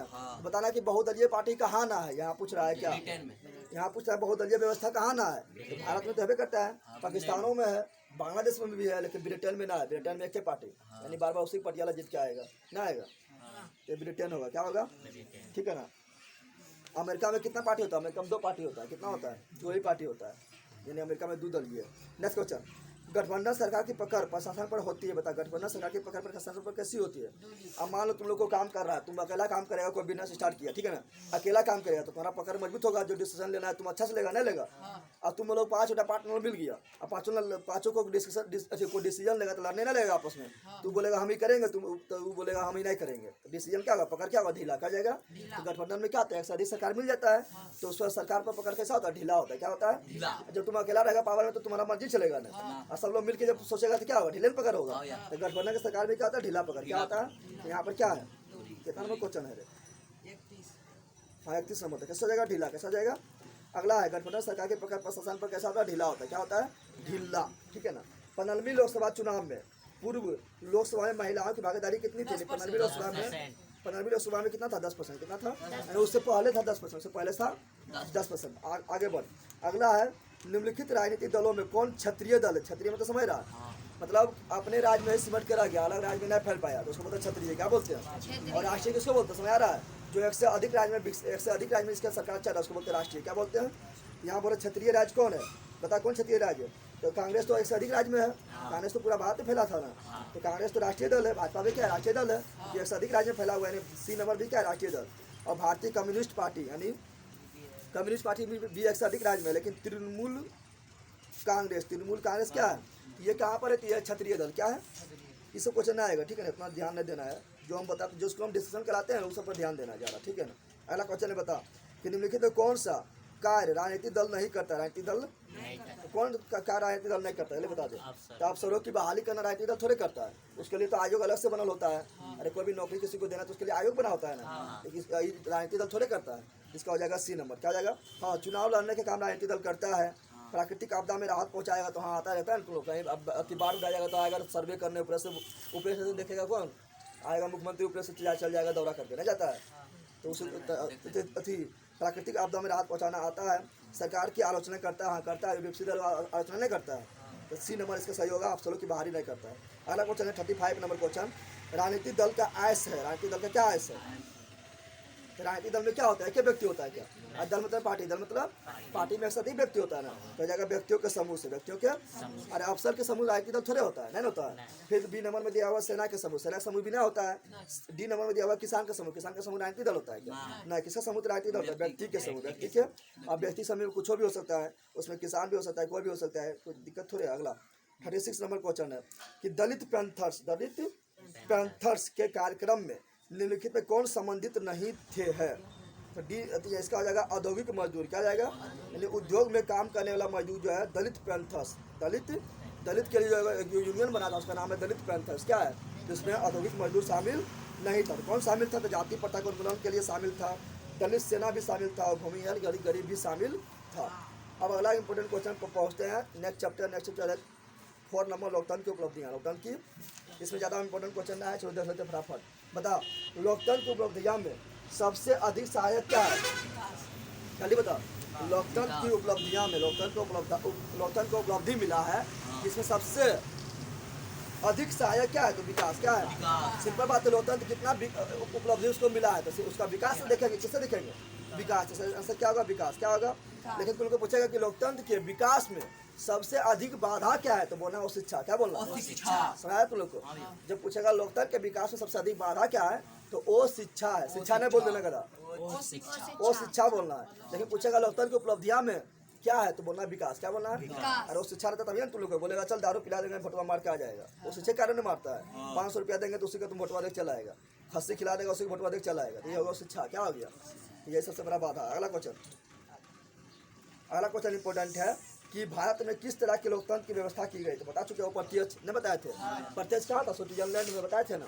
अगला इंपॉर्टेंट क्वेश्चन है कि इनमें से कौन सा तत्व लोकतंत्र की स्थापना में बाधक है। तो बता चुके हो, शिक्षा नहीं बताए थे। वो शिक्षा होगा। क्या होगा? अगला इंपॉर्टेंट क्वेश्चन है कि लोकतंत्र जनता के द्वारा और जनता के लिए शासन है। यह कथन किसका है? तो बता चुके, सबसे पहले बताए थे अब्राहम लिंकन। अब्राहम जो अमेरिका के 16वां राष्ट्रपति था। अमेरिका का 16वां बता चुके हैं ना, इसका अब्राहम लिंकन होगा। क्वेश्चन काफी इंपॉर्टेंट है, ठीक है ना। अगला इंपॉर्टेंट क्वेश्चन है, बता क्षेत्रवाद की भावना का कुपरिणाम है। क्षेत्रवाद यानी एक क्षेत्र के भावना कि हम बिहार के हैं तो महाराष्ट्र के हैं तो यूपी के है, यानी क्षेत्रवाद हो गया। क्या हो गया? तो क्षेत्रवाद की भावना का एक कुपरिणाम है। इससे क्या होता है? इससे होता है अलगवाद। क्या होता है? नहीं रहता है तो महाराष्ट्र में जाएगा तो बोलेगा बिहारी यानी अलग दृष्टि देखने लगता है ना। क्षेत्रवाद की भावना से क्या विकास होता है? तो क्षेत्रवाद की भावना से विकसित होता है क्या? अलगाववाद। क्या होता है? अलगाववाद का विकास होता है, ठीक है ना। इसका जाएगा अलगाववाद। क्या जाएगा? अगला है लोकतंत्र की सफलता निर्भर करता है। तो बताओ लोकतंत्र की सफलता किस पर निर्भर करता है? तो जनता कितना समझदार उस पर निर्भर करेगा, उसी पर निर्भर करेगा। अरे आज तो 500 रुपया बिक जाएगा तो लोकतंत्र सफलता होगा। तो दारू खस्सी पर बिक जाएगा तो लोकतंत्र सफल होगा? नहीं होगा। यानी इस पर किस पर निर्भर करता है? निर्भर करता है कि नागरिक के विवेकापूर्ण सहभागिता पर। नागरिक के विवेकापूर्ण सहभागिता यानी विवेक मतलब समझ रहा है ना, बुद्धि पर। किस पर? बुद्धि पर, ठीक है ना। तो नागरिक के बुद्धि पर। अगला क्वेश्चन है इंपॉर्टेंट कि ये तो हो गया क्षेत्रवाद की भावना के परिणाम, ये भी हो गया। अगला इंपॉर्टेंट क्वेश्चन अगला चैप्टर में बढ़ रहा है। ये तो खत्म हो गया। पॉलिटिकल साइंस खत्म हो गया, पहुंच रहे हैं इकोनॉमिक्स। तो सब पहुंच रहे हैं इकोनॉमिक्स का इंपॉर्टेंट क्वेश्चन देख फटाफट। बता निम्न में से कौन पिछड़ा राज्य? बता। तो सबसे सिंपल बात है, सबसे पिछड़ा राज्य बिहार। कौन है? पूछेगा सबसे पिछड़ा राज्य कौन है, तो बोलना है बिहार। क्या बोलना है? बिहार। पूछेगा बता, पूछेगा सबसे कम साक्षर राज्य कौन है, तो बोलना है बिहार। क्या बोलना है? यानी सबसे कम पढ़ा लिखा राज्य, पढ़ा लिखा मतलब सबसे कम पढ़ा लिखा राज्य कौन है? बिहार है। सबसे कम पिछड़ा राज्य कौन है? बिहार में सबसे कम पढ़ा लिखा ना है, लेकिन यहाँ पढ़ा लिखा कम कारण हेतु कारण कुछ यहाँ का है। यहाँ सर्वे करने आएगा ना, जो पढ़ लिखो जान रहा है वो कहेगा हम मुहर्वे मारवे के मैं इंदिरा आवास मिल जीते। और जो पढ़ लिख रहेगा वो मुहर्वे मार लेगा, लिखने जान रहा है लेकिन लिखेगा दस्तखत नहीं करेगा। क्या करेगा? ठिप्पा मार देगा। जो पढ़ ले वो क्या मारेगा? टिप्पा। क्या मारेगा? जिसके कारण वो साक्षरता में आता है गिनती। समझ तुम लोग आ गया ना। अच्छा तो सबसे ज़्यादा SPDM किससे बनता है? तो बिहार से बनता है। IS RTS। अगला क्वेश्चन ध्यान दो, इनमें से कौन मिश्रित अर्थव्यवस्था है? मिश्रित अर्थव्यवस्था। देख अर्थव्यवस्था 3 प्रकार का होता है, ठीक है ना। एक होता है पूंजीवादी। क्या होता है? पूंजीवादी में देखिए आप, एक होता है पूंजीवादी। क्या होता है? जो बता रहे हैं काफी इंपोर्टेंट है। होता है समाजवादी। क्या होता है? समाजवादी। आई दोनों को मिला दे, खिचड़ी बना दे तो जाएगा मिश्रित। क्या जाएगा? मिश्रित। बना दिए खिचड़ी तो हो गया मिश्रित। क्या हो गया? मिश्रित। पूंजीवादी में क्या होता है जानता है? पूंजीवादी में वहाँ पर जितना भी अधिकार होता है सब होता है सरकार के कोई भी अधिकार ना होता। सरकार के यानी सरकारी चीज वहाँ समझ ले। पूंजीवादी उसको बोलेंगे जहाँ कोई भी सरकारी चीज ना है, उसको बोलेंगे पूंजीवादी। क्या बोलेंगे? समाजवादी उसको बोलेंगे जहाँ सब सरकारी है। क्या है? तो भारत सोचा था कि हम कैसा करते हैं, हम बनाते हैं मिश्रित। क्या बनाते हैं? यानी मेरे यहाँ सरकारी भी रहेगा और प्राइवेट भी रहेगा। क्या रहेगा? प्राइवेट रहेगा। समझ गया ना। तो भारत में देख सरकारी स्कूल, प्राइवेट स्कूल, सरकारी हॉस्पिटल, प्राइवेट हॉस्पिटल, सरकारी बस, प्राइवेट बस, सरकारी बैंक, प्राइवेट बैंक, सब है ना। सरकारी प्राइवेट जहाँ दोनों मिले तो उसको बोलेंगे मिश्रित। क्या बोलेंगे? जहाँ खाली प्राइवेट मिले बोलेंगे पूंजीवादी, जहाँ सब सरकारी है उसको बोलेंगे समाजवादी। समझ आ गया? तो हम लोग का मिश्रित है। मतलब क्या है?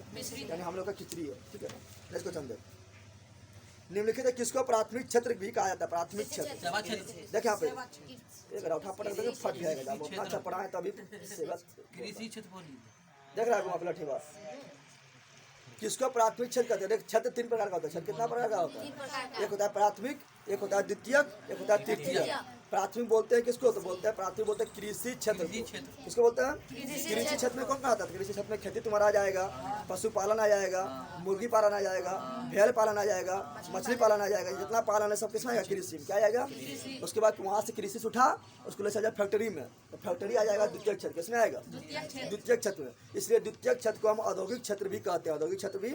और तृतीय क्षेत्र कहाँ आएगा? तो जहाँ तुमको सेवा मिलेगा। कहाँ मिलेगा? अब तुम फैक्ट्री में तो बना लिया ना तुम जाता है मान लो चीनी खाएगा, दाल फैक्ट्री चल जाता है कि कहाँ जाता है? दुकान कहाँ जाता है? तो सेवा तुमको कहाँ मिल रहा है? बाजार में। कहाँ मिल रहा है? तो बाजार तुम्हारा हो गया सेवा क्षेत्र, बैंकिंग तुम्हारा हो गया सेवा क्षेत्र, हॉस्पिटल तुम्हारा हो गया सेवा क्षेत्र, स्कूल तुम्हारा हो गया सेवा क्षेत्र। ये सब जो नेट यूज कर रहा है सब क्या है? सब सेवा क्षेत्र है। हम जो पढ़ा रहे हैं सब क्या है? सेवा क्षेत्र है। तो सेवा क्षेत्र होता है तृतीय क्षेत्र। क्या होता है?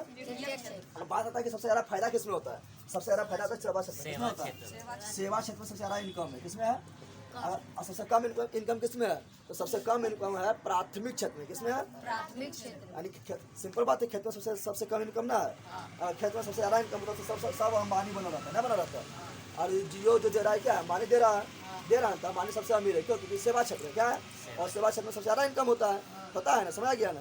कुछ अगर सबसे ज़्यादा इनकम किसमें है तो बोला सेवा क्षेत्र में। सबसे कम इनकम किसमें है? तो प्राथमिक क्षेत्र में। लेकिन सबसे ज़्यादा रोजगार कौन दे रहा है? दे रहा है प्राथमिक क्षेत्र। कौन दे रहा है? प्राथमिक क्षेत्र में रोजगार ज़्यादा दे रहा है, लेकिन आमदनी ना है। आमदनी है कि अगर आमदनी आता तो मुकेश अंबानी भी खेती करता, नहीं करता? तो जियो चलाता। तो यहाँ ध्यान दे। भारत में योजना आयोग का गठन, भारत में योजना आयोग का गठन कब किया गया? तो हम जानते हैं कि भारत में योजना आयोग का गठन बता चुके हैं पूरा डिटेल से, ना बताए थे।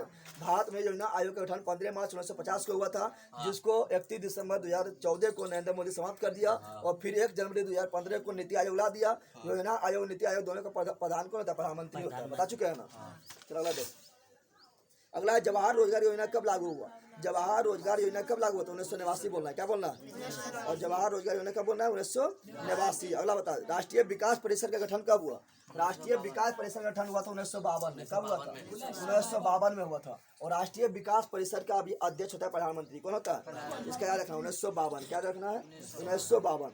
नेक्स्ट क्वेश्चन है, बता कि योजना आयोग को भंग कर कौन सा आयोग बनाया गया? बता चुके हैं। योजना आयोग को भंग किया नरेंद्र मोदी और बना दिया नीति आयोग। क्या बना दिया? नीति आयोग बना दिया। कोई दिक्कत है? नेक्स्ट क्वेश्चन है, बता कि नोबेल पुरस्कार से सम्मानित बांग्लादेश अर्थशास्त्री कौन है? यानी नोबेल पुरस्कार से सम्मानित बांग्लादेश के अर्थशास्त्री कौन है? तो मोहम्मद यूनुस। कौन है? मोहम्मद यूनुस याद रखना, ठीक है ना? अगला है, किसने कहा कि बिहार के विकास के बिना भारत का विकास संभव नहीं है? कौन कहा था? बिहार के विकास के बिना भारत के विकास संभव नहीं है। कौन कहा था? तो एपीजे अब्दुल कलाम। एपीजे अब्दुल कलाम कहा था, ठीक है ना? इसी को बोला था मिसाइल मैन। क्या कहा था? मिसाइल मैन कहा था। परमाणु बम जो बनाया था भारत में 1998 में, उसमें इसका अहम योगदान था, ठीक है ना? ये पहले पेपर बेचता था साइकिल पर, लेकिन फिर बन गया भारत के राष्ट्रपति चल के आगे, ठीक है ना?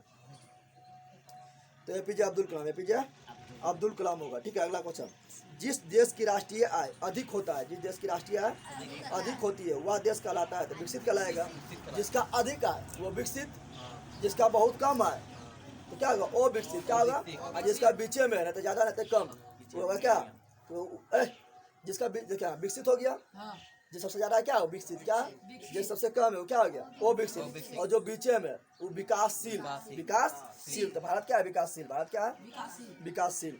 नेक्स्ट क्वेश्चन, भारत में नीति आयोग की स्थापना कब हुआ? बता चुके हैं। नीति आयोग का 2015 जब 2015 के ना हुआ। इनमें से कौन सा योजना आयोग के प्रधान अध्यक्ष होता है? बता चुके। योजना आयोग का पूछे या नीति आयोग का पूछे, प्रधानमंत्री बोलना है। क्या बोलना है?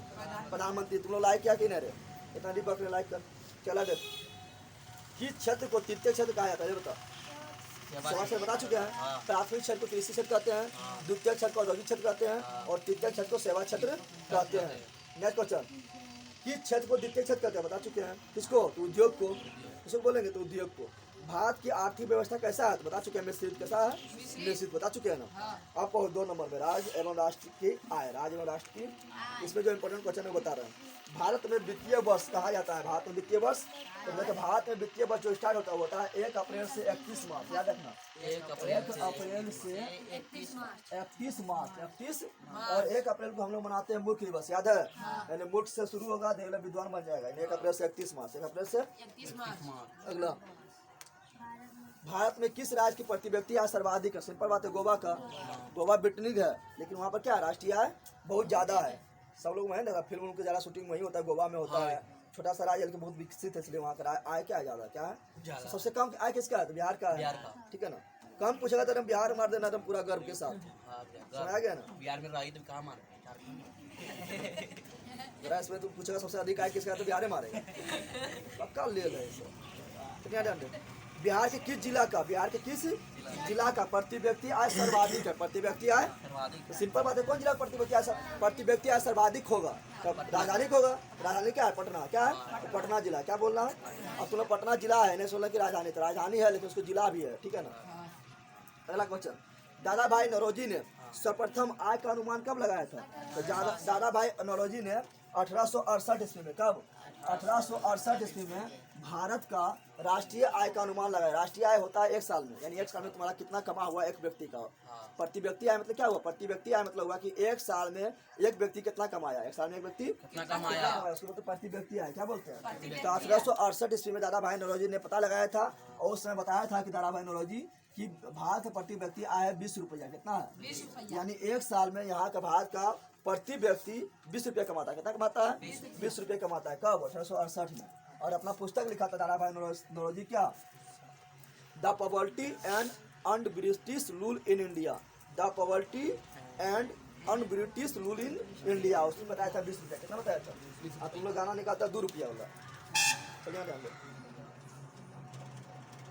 अगला क्वेश्चन क्या, अगला क्वेश्चन है, प्रत्यक्ष कर के अंतर्गत निम्न में से किसे शामिल किया गया, प्रत्यक्ष कर, बताओ, प्रत्यक्ष कर के अंतर्गत निम्न में से किसे शामिल किया गया, तो प्रत्यक्ष कर किसको बोलेंगे, जानता है, जो हम डायरेक्ट सरकार को डायरेक्ट टैक्स वाला देंगे उसको बोलेंगे प्रत्यक्ष, क्या बोलेंगे, और जब हम डायरेक्ट सरकार को नहीं देंगे, समझ रहा है ना, जब हम डायरेक्ट सरकार को नहीं देंगे बस बल्कि किसी को देंगे उस सरकार को देगा, तो जाएगा वो प्रत्यक्ष, क्या जाएगा, अप्रत्यक्ष। पता, इनकम कर यानी आय कर जो है, तो आय कर तुम कमाएगा तो तुम्हें सरकार को देगा, तो क्या हो गया, प्रत्यक्ष कर, क्या हो गया, प्रत्यक्ष। तुम ज्यादा कमाने लगा हाँ। तो तुम डायरेक्ट ना सरकार को टैक्स भरेगा, तो क्या प्रत्यक्ष कर, क्या हो गया। प्रत्यक्ष। अब मान लो तुम दुकान में सामान जो खरीदने आता है उसको क्या लगता है, जीएसटी लगता है, और जीएसटी नहीं लगता है, तो जीएसटी तुम सरकार को दिया, तो दुकानदारबा को दिया, दुकानदारबा को नहीं दिया, बिलवा को निकाल के देता है ना, उसमें लिखा रहेगा जीएसटी इतना % लिखा रहता है ना, तो हम सरकार को नहीं दिए, हम दुकानदारबा के दिए, दुकानदारबा सरकार को देगा, तो गया वो प्रत्यक्ष, क्या हो गया, यानी हम डायरेक्ट सरकार को देंगे तो होगा प्रत्यक्ष, और जब हम सरकार को डायरेक्ट नहीं देंगे किसी के थ्रू जाएगा सरकार के पास तो होगा वो प्रत्यक्ष, क्या जाएगा, पूछेगा बता जीएसटी कैसा करे तो क्या बोलना है, वो प्रत्यक्ष, क्या बोलना है,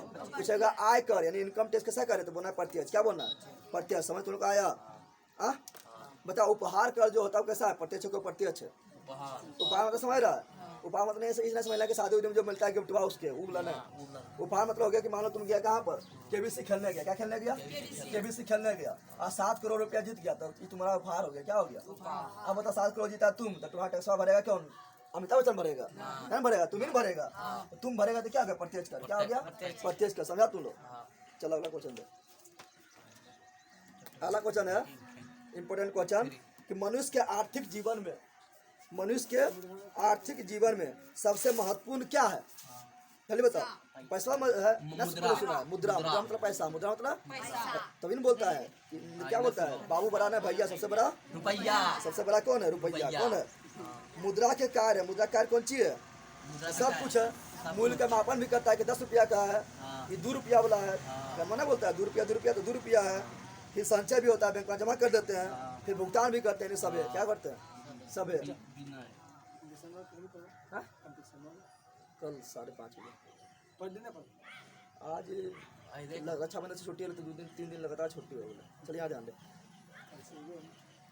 अगला क्वेश्चन है, अरे जरा बाबू पूछ सकते हैं, विनिमय का सर्वोत्तम माध्यम है, विनिमय का सर्वोत्तम, तो विनिमय का सर्वोत्तम माध्यम क्या है, तो मुद्रा है, क्या है, मुद्रा, मुद्रा क्या है, मुद्रा मतलब समझना कि मुर्दार, मुद्रा मतलब कौन सी, रुपया, मुद्रा मतलब कौन सी, रुपया, रुपया, समझा गया ना।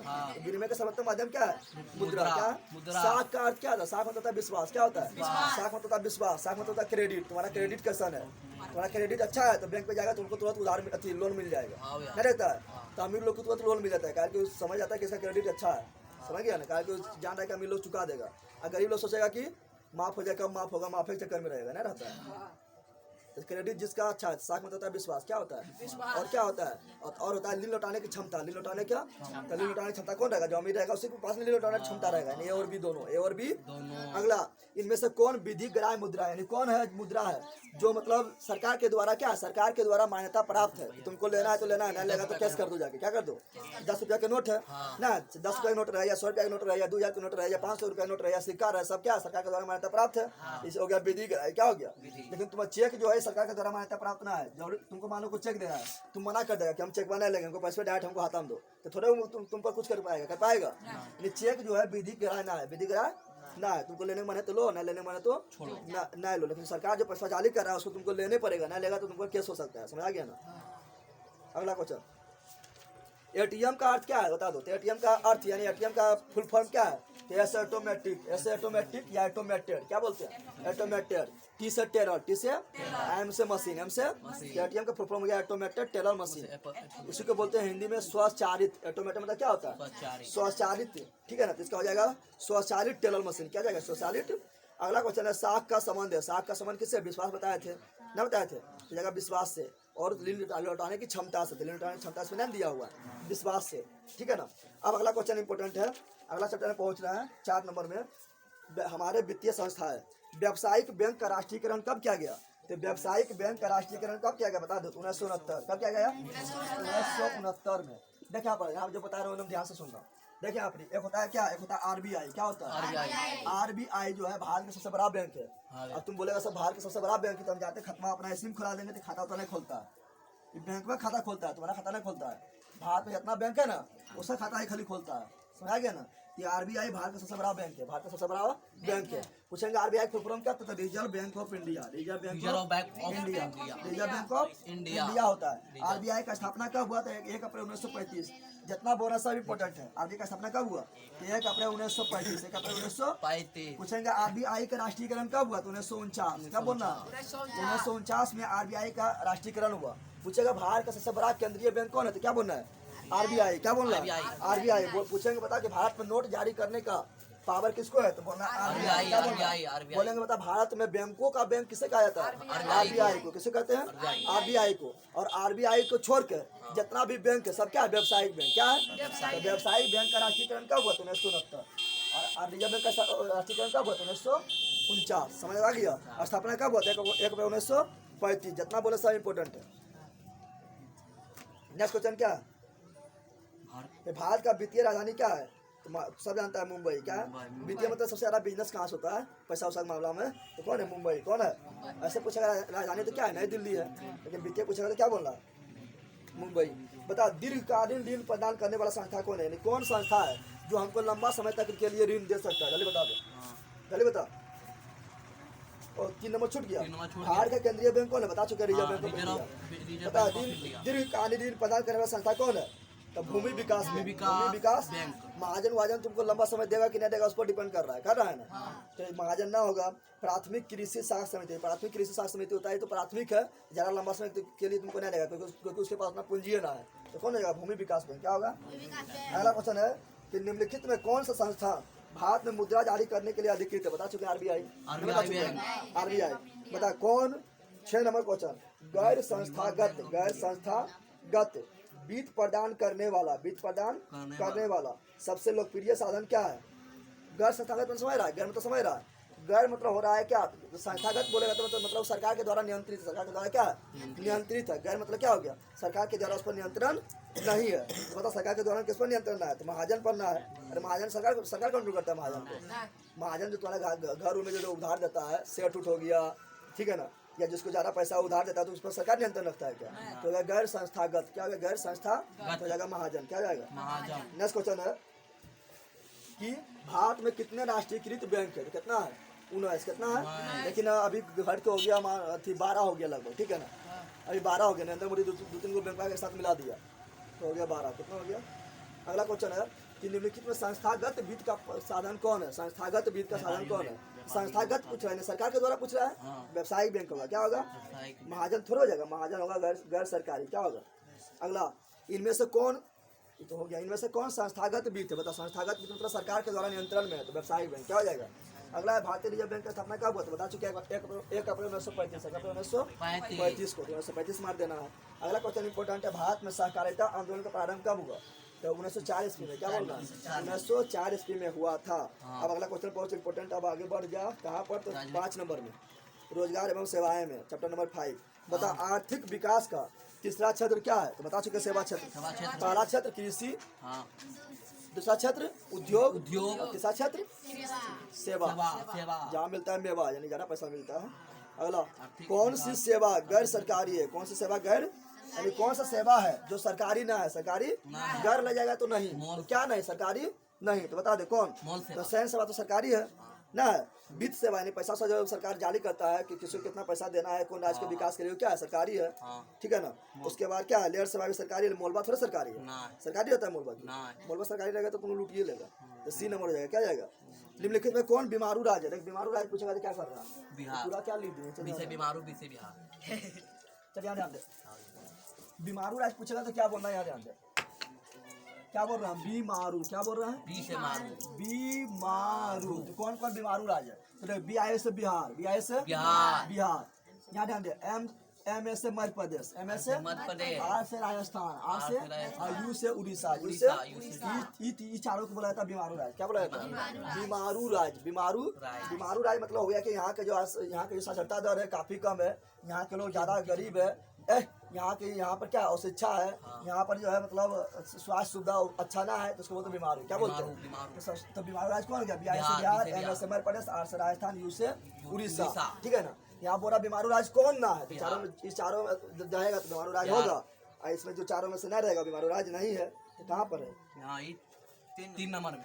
हाँ कौन बीमारू राज्य है पूछ रहा है, तो कौन जाएगा, बिहार, कौन जाएगा, है पूछ रहा बिहार, है, तो कौन बिहार जाएगा, होगा। बिहार, समझा तुम लोग। सबसे ज्यादा बीमारू राज्य कौन है, तो बिहार है ना। मध्य प्रदेश तो थोड़ा सुधरा, राजस्थान भी थोड़ा सुधर गया है, उड़ीसा भी थोड़ा गरीबी है। चलिए ध्यान दे, अगला क्वेश्चन है कि भारत अंतर्राष्ट्रीय स्तर पर किस क्षेत्र में महाशक्ति के रूप में उभर रहा है, जल्दी बता दो। तो भारत जो है सॉफ्टवेयर के रूप में, किसमें, सॉफ्टवेयर के रूप में जो है अंतर्राष्ट्रीय स्तर पर महाशक्ति के रूप में उभर रहा है। हार्डवेयर के रूप में थोड़ा पीछे है भारत, लेकिन सॉफ्टवेयर के रूप में अभी क्या है, आगे बढ़ रहा है, ठीक है ना, बहुत फास्टली में। नरोगा। अगला क्वेश्चन है कि नरेगा समझ रहा है ना, नरेगा का नाम बदल के कर दिया मनरेगा, क्या कर रही है, नरेगा का नाम बदल के कर दिया मनरेगा। तो मनरेगा किसके नाम पर किया था, महात्मा गांधी के नाम पर किया था। तो बोला मनरेगा के अंतर्गत ग्रामीण मजदूरों को साल में कम से कम कितने दिनों के लिए रोजगार देने का सोचता है, कितना दिनों के लिए, 100 दिनों तो 100 दिन के लिए रोजगार, नहीं 365 दिन में तुमको 100 दिन के रोजगार गारंटी लेता है कौन, सरकार तुमको रोजगार देगा। लेकिन रोजगार पे कौन जो जाता है कहाँ, पैसा तुमको तो ऐसे मिल जाता है, नहीं मिल जाता है, सब बना लेगा कौन, लेबर कार्ड नहीं बनाता है, पैसा नहीं लेता है। कौन बीमारू राज्य, कौन बीमारू राज्य नहीं है, कौन बीमारू राज्य बता चुके, चारों बीमारू राज्य है, तो कौन ना है, इसमें कर्नाटक है, तो कर्नाटक हो जाएगा, क्या होगा, कर्नाटक, बिहार तो हवे करता है, उड़ीसा हवे करता है, मध्य प्रदेश हवे करता है, तो क्या जाएगा कर्नाटक, क्या जाएगा। कर्नाटक। किस क्षेत्र को द्वितीय क्षेत्र कहा जाता है, उद्योग, उद्योग। प्राथमिक क्षेत्र कृषि, हाँ। द्वितीय क्षेत्र उद्योग, उद्योग। तृतीय क्षेत्र सेवा। क्षेत्र। अगला, ऊर्जा का मुख्य स्रोत क्या है, तो सभी हो जाएगा।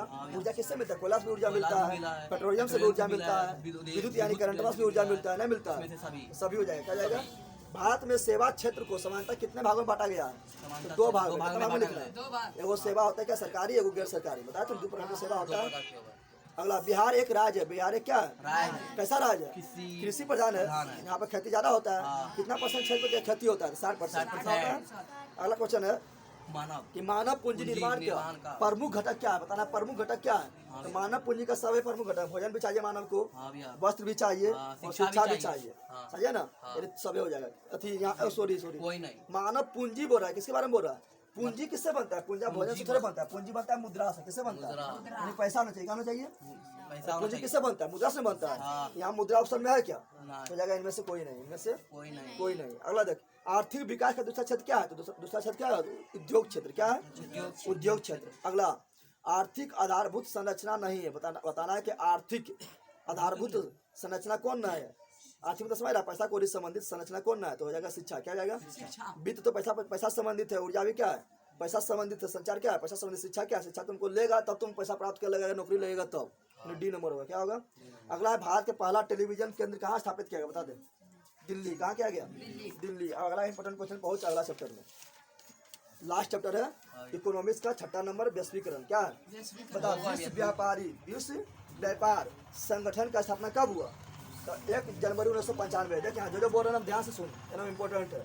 पूछेगा विश्व व्यापार संगठन, विश्व व्यापार यानी उसको इंग्लिश में बोलते हैं WTO, क्या बोलते हैं, WTO यानी world trade organisation, world trade organisation. तुम लोग को फुल फॉर्म पूछेगा कि बता कि WTO फुल फॉर्म क्या होता है, वर्ल्ड ट्रेड ऑर्गेनाइजेशन, इसी को बोलते हैं विश्व व्यापार संगठन। इसका स्थापना हुआ था 1 जनवरी 1995। पूछेगा बता WHO का फुल फॉर्म क्या होता है, WHO का तो बोलना है world health organisation, world health organisation. इसका हिंदी होता है विश्व स्वास्थ्य संगठन, विश्व स्वास्थ्य संगठन। इसका स्थापना हुआ था 7 अप्रैल 1948 को हुआ था। पूछेगा बता कि WTO WHO दोनों का मुख्यालय कहाँ है, तो दोनों का मुख्यालय स्विट्जरलैंड के जनेवा शहर में। कहाँ पर है, जनेवा, क्या बोलना है, जनेवा में। कोई दिक्कत है, इतना में से क्वेश्चन आना फिक्स है। चलो अगला देख, वैश्वीकरण के मुख्य कितना अंग है बता, वैश्वीकरण के मुख्य कितना अंग है, 4 को याद रखना, ठीक है ना। अगला बता, नई आर्थिक नीति में किसे सम्मिलित किया गया, नई आर्थिक नीति जो लाया भारत में 1991 में आया था भारत में नई आर्थिक नीति, उसमें किसको शामिल किया गया, तीनों को। किसको शामिल किया गया, उदारीकरण, उदारीकरण तो समझ रहा है। जैसे मान लो तुम भारत में दूसरा देश के लोग यहाँ रखा है कंपनी खोलने आ रहा है, तो देखते हैं ना भारत में कितना चीज बना, नई कागज बनाओ, यहाँ साइन करवाओ, वहाँ साइन करवाओ, होता है ना। तो पहले क्या था, कठोर था, क्या था, तो थोड़ा सा उदार बना दिया, क्या बना दिया, ये थोड़ा सा आसान बना दिया कि तुमको तुम्हारा काम जल्दी जल्दी हो जाएगा, तो उसको बोलते उदारीकरण, क्या बोलते हैं। अगला है क्या, निजीकरण। क्या होता है निजीकरण, मतलब प्राइवेट करना, निजीकरण मतलब प्राइवेट करना। 1991 के बाद भारत में प्राइवेट का भी शुरुआत हुआ, और वैश्वीकरण तो समझ रहा है, वैश्वीकरण मतलब होता है कि भारत का जो बाजार है विश्व के सभी मार्केट के लिए खोल दिया है। यानी भारत का जो यहाँ का जो कंपनी है अलग देश में भी अपना कंपनी खोल सकता है, और अलग देश का जो कंपनी है वो भारत में भी आकर अपना कंपनी खोल सकता है। इसको बोलते हैं वैश्वीकरण, क्या बोलते हैं, समझ गया तुम लोग को। तो देखो यहाँ भारत में ना सैमसंग है, सैमसंग कहाँ का है, तो उत्तरी कोरिया का है, सॉरी दक्षिणी कोरिया, कहाँ का है, दक्षिणी कोरिया का है, जो सब खोल रहा है ना, इसी को बोलते हैं वैश्वीकरण, क्या बोलते हैं। अगला क्वेश्चन देख, विश्व व्यापार संगठन का मुख्यालय कहाँ है, बता चुके जनेवा ने बताया, दोनों मुख्यालय कहाँ है, विश्व व्यापार संगठन और विश्व स्वास्थ्य संगठन दोनों क्या है, जनेवा, कहाँ पर है। अगला क्वेश्चन है, निम्नलिखित में कौन बहुराष्ट्रीय कंपनी समझ रहा है, वैसा कंपनी जिसका कंपनी एक से अधिक देश में चल रहा हो उसको क्या बोलते हैं, बहुराष्ट्रीय, क्या बोलते हैं, बहुराष्ट्रीय कंपनी बोलते हैं। तो बता मोटर जो होता है फोर्ड मोटर, वो एक देश में मिल रहा है क्या, फोर्ड मोटर सब देश में मिलता है, भारत में मिलता है, सब देश में मिलता है, तो ये हो गया बहुराष्ट्रीय। क्या हो गया, कोको कोला जो है भारत में मिलता है क्या, सब देश में जाएगा तो हर जगह देश में मिलेगा, तो ये हो गया बहुराष्ट्रीय। क्या हो गया, सैमसंग जो है भारत में मिलता है, सैमसंग का क्या, सैमसंग का चाहे फ्रिज हो या मोबाइल हो, सैमसंग का बहुत चीज निकलता है, ठीक है ना, भारत में मिलता है क्या, हर देश में मिलेगा, ये दक्षिण कोरिया कंपनी है, ठीक है ना। ये हो गया, सभी हो गया बहुराष्ट्रीय। क्या हो गया, सभी हो गया बहुराष्ट्रीय। अगला क्वेश्चन है 6 नंबर, इनमें से कौन बहुराष्ट्रीय कंपनी ना है, बता कौन बहुराष्ट्रीय कंपनी ना है, तो वो जो एक ही देश में रह जाएगा बहुराष्ट्रीय कंपनी ना है। तो बता मोटर तो बहुराष्ट्रीय कंपनी है ही, सैमसंग भी बहुराष्ट्रीय कंपनी है, और कोको कोला भी बहुराष्ट्रीय कंपनी है, लेकिन यहाँ जो पार्ले कंपनी है, पार्ले जी खाता है ना, वो बहुराष्ट्रीय ना है, भारत में क्या है, भारत में। इसके साथ टाटा जो दे दिया, टाटा अभी एक सदी देश में फैल गया, टाटा ना होगा, ठीक है ना, पार्ले होगा। क्या होगा, पार्ले। मानव पूंजी के प्रमुख घटक क्या है, मानव पूंजी के प्रमुख घटक क्या है, बता पूंजी के प्रमुख घटक क्या होगा, जल्दी बता दे। तो हम बताते पूंजी कब बनेगा, जब पैसा रहेगा तभी है ना, यहाँ पैसा नहीं दिला है तो जाएगा, इनमें से कोई नहीं। इनमें से अगला है कि नई आर्थिक नीति में किसे सम्मिलित नहीं किया गया, बता नई आर्थिक नीति में बताते 3 चीज को शामिल किया गया, एक उदारीकरण, एक निजीकरण और एक वैश्वीकरण, बताए थे ना। तो इसमें से तीनों में से कौन रहा है, तो तीनों में से ए नंबर नियंत्रित अर्थव्यवस्था नहीं बोले थे हम, तो नियंत्रित अर्थव्यवस्था होगा। क्या होगा, नियंत्रित अर्थव्यवस्था। नई आर्थिक नीति में 3 चीजें, उदारीकरण, निजीकरण, वैश्वीकरण, उदारीकरण, निजीकरण, वैश्वीकरण, ठीक है ना। अगला क्वेश्चन है इंपोर्टेंट, अंतर्राष्ट्रीय व्यापार संबंधी नियमों को निर्धारित करने वाली संस्था कौन है, बताओ। अंतर्राष्ट्रीय व्यापार बोल रहे हैं तो कौन करेगा, अंतर्राष्ट्रीय व्यापार कौन करेगा, यही करेगा, वर्ल्ड ट्रेड ऑर्गेनाइजेशन, विश्व व्यापार संगठन, विश्व व्यापार संगठन। यहाँ पर जाएगा क्या, यहाँ पर इसका ऑप्शन नहीं दिला है, तो हो जाएगा इनमें से कोई नहीं। क्या जाएगा, WTO नहीं दिला है, WTO दिला नहीं दिला, इनमें से कोई नहीं, इनमें से कोई नहीं। अगला है पार्ले समूह के थम्स अप ब्रांड को किस बहुराष्ट्रीय कंपनी ने खरीदा, पार्ले समूह को जो था कौन खरीद लिया, कोको कोला खरीद लिया, कौन खरीद लिया, ठीक है ना। अगला क्वेश्चन है कि दूर संचार सुविधा नहीं है, बताना दूर संचार, दूर में बात करने के लिए, संचार मतलब कम्युनिकेशन के लिए, एक आदमी से दूसरा आदमी को जोड़ने के लिए कौन सा सुविधा नहीं है, बताना है। तो बता संवाद मतलब क्या, तो समझता संवाद मतलब तुम इससे बात कर रहा, तो वो तुमसे बात कर रहा, ये हो गया संवाद। क्या हो गया, तो ये दूसरा सा सुविधा है। अब मान लो चल गया, तू अपना घर चल गया, अपना घर, तो बात कर पाएगा, नहीं कर पाएगा। हम बोलेगा मोबाइल से, तो मोबाइल तो दूर संचार हो जाएगा, अपने ऐसी बात करना कर पाएगा, तो संवाद दूर संचार नहीं है। संवाद दूर संचार, टेलीफोन है, हाँ टेलीफोन से बात कर लेंगे, मोबाइल फ़ोन भी है, फैक्स भी है, फैक्स भी कर लें। फैक्स मतलब समझता है, कागज़ को एक जगह दूसरा जगह फेंकते हैं। जैसे तुम चिट्ठी भेजा तो भी क्या होगा, इस तरह का फैक्स हो गया। क्या हो गया? फैक्स। फैक्स। अगला क्वेश्चन बताओ। 7 नंबर जितना भी इंपोर्टेंट क्वेश्चन था खत्म हो गया। हाँ, अगला क्वेश्चन 7 चैप्टर नंबर 7 देख। खाला। उपभोक्ता अधिकार दिवस कब मनाया जाता है? 15 मार्च। क्या 15 मार्च। 15 मार्च को मनाते हैं उपभोक्ता अधिकार दिवस। यानी मान लो तुम कहीं गया खरीदने, क्या कहीं मान लो तुम खरीदने अथी, मान लो मिर्ची का गुंडी होता है हाँ भैया। ना, मिर्ची गुंडी खरीदने गया और उसमें मिला दिया गुंडा, मिला दिया उसमें मिला दिया, तो पता चला कि इसमें गुंडा मिलल है। क्या मिलल है? गुंडा। गुंडा मिलल है। तो तुम क्या कर सकता है, इसको तुम अपना मतलब शिकायत कर सकता है, क्योंकि हम लोग क्या उपभोक्ता, क्या है उपभोक्ता है, ठीक है ना।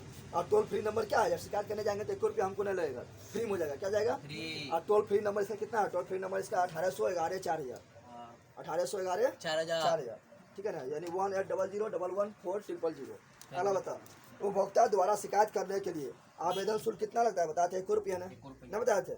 इसमें ऑप्शन नहीं दिले 1 रुपया, तो जाएगा इनमें से कोई नहीं। इनमें से बताओ, भारत में मानव अधिकार सुरक्षा अधिनियम कब पारित हुआ? तो मानव अधिकार सुरक्षा अधिनियम भारत में पारित हुआ 1993। और मानव अधिकार दिवस मनाते हैं 10 दिसंबर को, याद रखना 10 दिसंबर को मानव अधिकार दिवस मनाते हैं, जो 1993 में पास हुआ। नेक्स्ट क्वेश्चन है, बताओ कि स्वर्ण आभूषण की परिशुद्धता को सुनिश्चित करने के लिए किसे मान्यता प्राप्त है? बताओ। स्वर्ण आभूषण तुम लोग देखते हैं ना, तो उसमें हम लोग क्या रहते हैं, सोना खरीदने जाएंगे तो देखेंगे कि उसमें हॉल मार्क रहते हैं ना, इसका ऑप्शन हो जाएगा हॉल मार्क। क्या आ जाएगा? Hall mark. तो हम लोग क्या देखते हैं, यानी जितना भी आभूषण होता है सब में क्या देखते हैं? Hall mark. क्या देखते हैं? हॉल मार्क देखते हैं। समझ आ गया ना? इसका आंसर होगा हॉल मार्क। क्या होगा? देखिए, पर्यावरण के लिए जो चीज़ है, ठीक है ना, एनवायरमेंट के लिए जो चीज़ है, जैसे मान लो तुम लोग को फसल उसल देखने गया तो उसमें देखते हैं इको मार्क। क्या देखते हैं? यानी पर्यावरण के लिए जो वस्तु है, जो पर्यावरण के लिए अच्छा है कि खराब है, उसको देखने खरीदने जाएंगे तो उसमें देखते हैं इको मार्क। क्या देखते हैं? तो पर्यावरण के बारे में पूछा तो बोलना है इको मार्क। क्या बोलना है? Eco mark. को दिक्कत है। नेक्स्ट क्वेश्चन बता। नेक्स्ट क्वेश्चन है, भारत में सूचना का अधिकार कब पारित हुआ? बता चुके 2005 में, ना बताए थे? कहाँ से? राजस्थान से बताए थे ना। और पंचायती राज भी राजस्थान से, और नगर निगम चेन्नई से, बताए थे ना। भारत में उपभोक्ता संरक्षण अधिनियम कब पारित हुआ? 1986 रखना। कब रखना? भारत में उपभोक्ता संरक्षण अधिनियम कब पारित हुआ? 1986 में। 1986 ईस्वी में हम लोग उपभोक्ता दिवस मनाते हैं 15 मार्च को। कब मनाते हैं? 15 मार्च को। बता, यदि किसी व्यक्ति या सेवा का मूल्य 20 लाख रुपया कितना हो? 20 लाख रुपया से अधिक तथा 1 करोड़ से कम, 1 करोड़ से कम, तो उपभोक्ता कहाँ शिकायत कर सकता है? बता, इतना लाख रुपया तुमको चूना लग गया, कितना चूना लग गया? तो 20 लाख से अधिक और 1 लाख से कम तुमको को ठग लिया, चूना लगा दिया, ठीक है ना। तो तुम कहाँ शिकायत कर सकते हैं? सीधे तो राज्य आयोग में। कहाँ कर सकते हैं? राज्य आयोग में, ठीक है ना। जिला वाला जाने को जरूरत नहीं, डायरेक्ट चल जाकर पटना। कहाँ चल जा? पटना, राज्य आयोग में। कहाँ पर? राज्य आयोग में। बता, हॉल मार्क का संबंध, हॉल मार्क का किससे है? तो बता चुके आभूषण से, न बताए थे? किससे हो जाएगा? आभूषण से। और खाद्य पदार्थ का होगा इको से। किससे होगा? पर्यावरण का होगा इको से। किससे होगा? इको मार्क, ठीक है ना। अगला क्वेश्चन है, अगला क्वेश्चन तुम लोग बता कि सूचना का अधिकार किस प्रकार का, सूचना का अधिकार किस प्रकार का अधिकार है? बता दे। तो वैधानिक अधिकार कैसा है? वैधानिक मतलब समझ रहा है ना, वैधानिक मतलब विधि, विधि मतलब कानून, वैधानिक मतलब विधि, और विधि मतलब कानून। तो सूचना का अधिकार जो है कैसा है? कानूनी अधिकार है। वैधानिक अधिकार है, सूचना प्राप्त करना हमको क्या है? कानूनी अधिकार है, ठीक है ना। कानून के द्वारा हमको मान्यता प्राप्त है। ऐसा नहीं बोलेगा कि नहीं हम बताएंगे। अगला क्वेश्चन है, इंपॉर्टेंट खत्म हो गया। अब पहुंचते हैं डिजास्टर मैनेजमेंट यानी आपदा प्रबंधन। आपदा प्रबंधन में पहुंच जाओ। जितना इंपॉर्टेंट क्वेश्चन है देख लेंगे। तुम लोग जो लाइक नहीं किया लाइक कर, पगला जो सब्सक्राइब नहीं कर सब्सक्राइब कर, आपदा प्रबंधन और शेयर भी कर। आपदा प्रबंधन में पहुंच।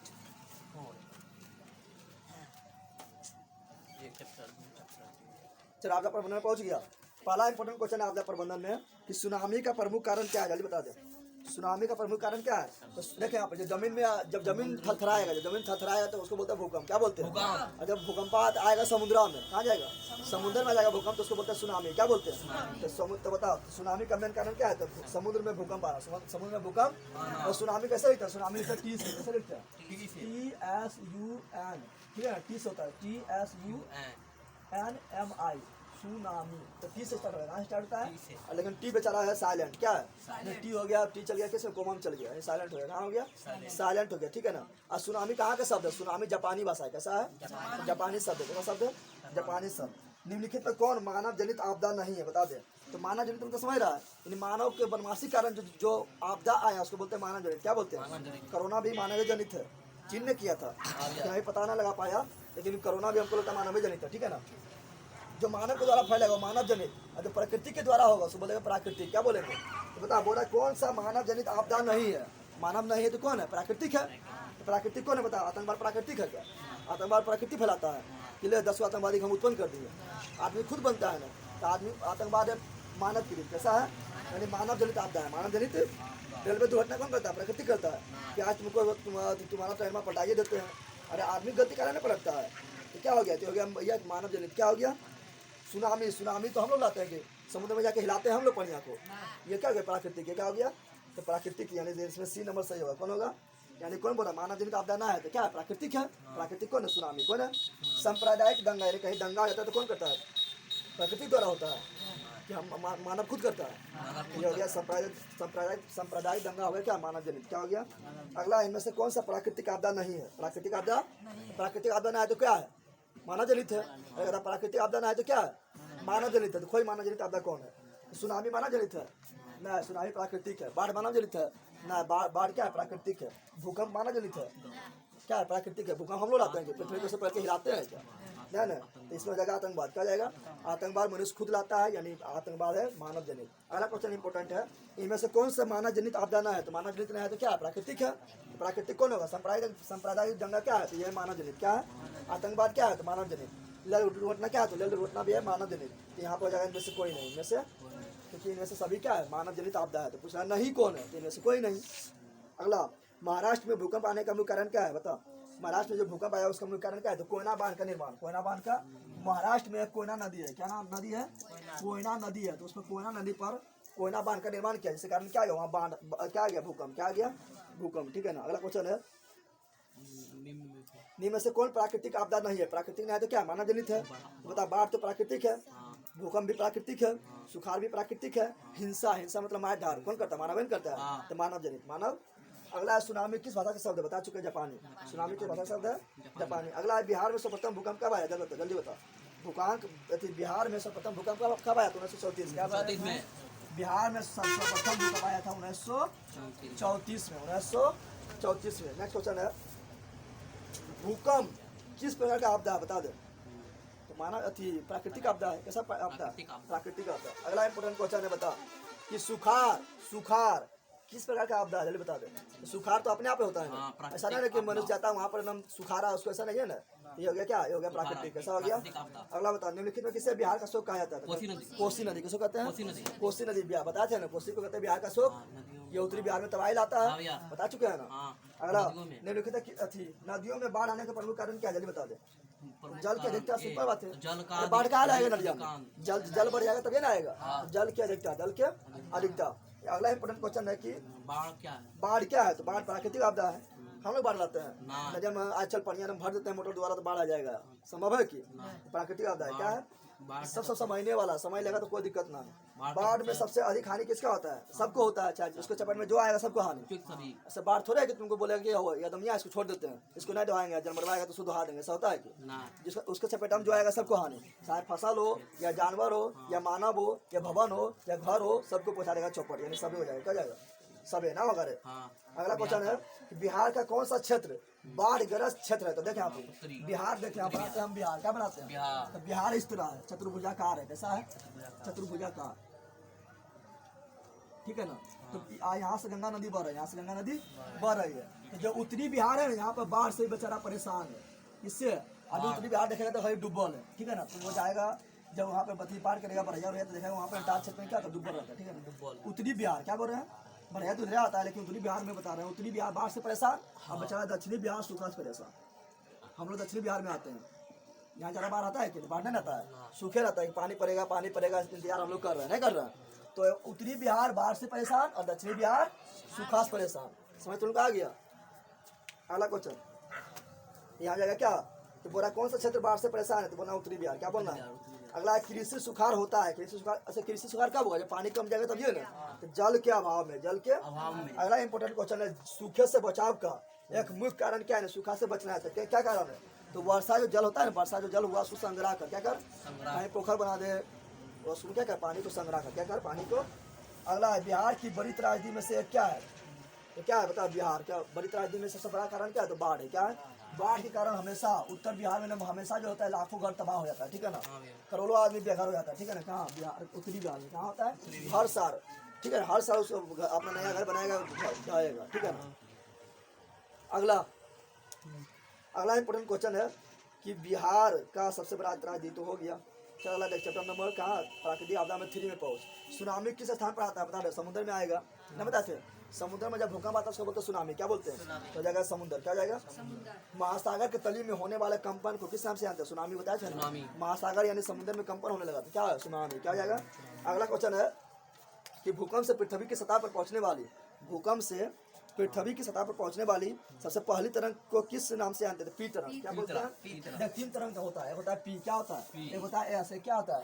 जब जो सबसे पहला तरंग आएगा उसको बोलेंगे पी, क्या बोलेंगे? यानी प्राथमिक, यानी 1 नंबर वाला। जो 2 नंबर में आएगा उसको बोलेंगे सेकेंड, यानी सेकेंडरी तरंग, क्या बोलेंगे? और जो लास्ट में आएगा उसको बोलेंगे एल तरंग, L for last, L for L तरंग, क्या बोलेंगे? सबसे ज्यादा हानि किससे होता है?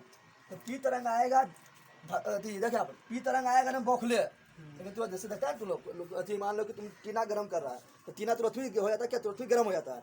तो जल्दी गर्म हो तो जल्दी ठंडा भी गया, ठंडा ना गया। और लोहा धीरे धीरे गर्म होगा तो बहुत देरी ठंडा आएगा ना, होता है। तो ये आएगा, ये धधैले आएगा तो बुता जाएगा। कौन? पी तरंग। पी तरंग उतना हानि नहीं पहुंचाएगा, पी तरंग उतना हानि, लेकिन धीरे धीरे आएगा एल तरंग और एकदम तबाही ला देगा। क्या ला देगा? सबसे खतरनाक होता है एल तरंग। क्या होता है? एल तरंग होता है। समझ आ गया ना? चलिए अगला है, निम्न में से कौन भूकंप का सर्वाधिक संवेदनशील नगर है? कौन सा नगर है जो भूकंप से सर्वाधिक संवेदनशील? तो जो हिमालय पर्वत जो है ना, हिमालय पर्वत के आसपास जितना भी नगर है सब क्या है? भूकंप से प्रभावित। भूकंप से तो इसमें हिमालय के नजदीक कौन है? तो देहरादून है। कौन है? देहरादून। देहरादून क्या उत्तराखंड में है, उत्तराखंड में है ना, तो उत्तराखंड में देहरादून है। तो देहरादून क्या है? भूकंप से प्रभावित। रांची तो हम लोग बिहार से नीचे है, झारखंड में। हैदराबाद तो आंध्र प्रदेश में है, अभी हैदराबाद आ गया तेलंगाना में। चेन्नई है तमिलनाडु में। ये सब तो निचुआ में, तो निचुआ जो है वो भूकंप से प्रभावित ना है। जो उपराम है हिमालय सतल जो है वो क्या है? भूकंप से प्रभावित। भूकंप से प्रभावित। अगला इंपोर्टेंट क्वेश्चन है कि बता, 26 दिसंबर 2004 को विश्व के किस हिस्से में भयंकर सुनामी आया था? बता जल्दी। बंगाल के खाड़ी, बंगाल के खाड़ी में 2004 में भयंकर आया था सुनामी, ठीक है ना? 2004 में बंगाल की खाड़ी कहाँ है? तो पश्चिम बंगाल से लगा हुआ है, ठीक है ना? नेक्स्ट क्वेश्चन है कि भारत में अत्यंत विनाशकारी भूकंप कब आया? जल्दी बता दे। 1934 में बताया थे ना।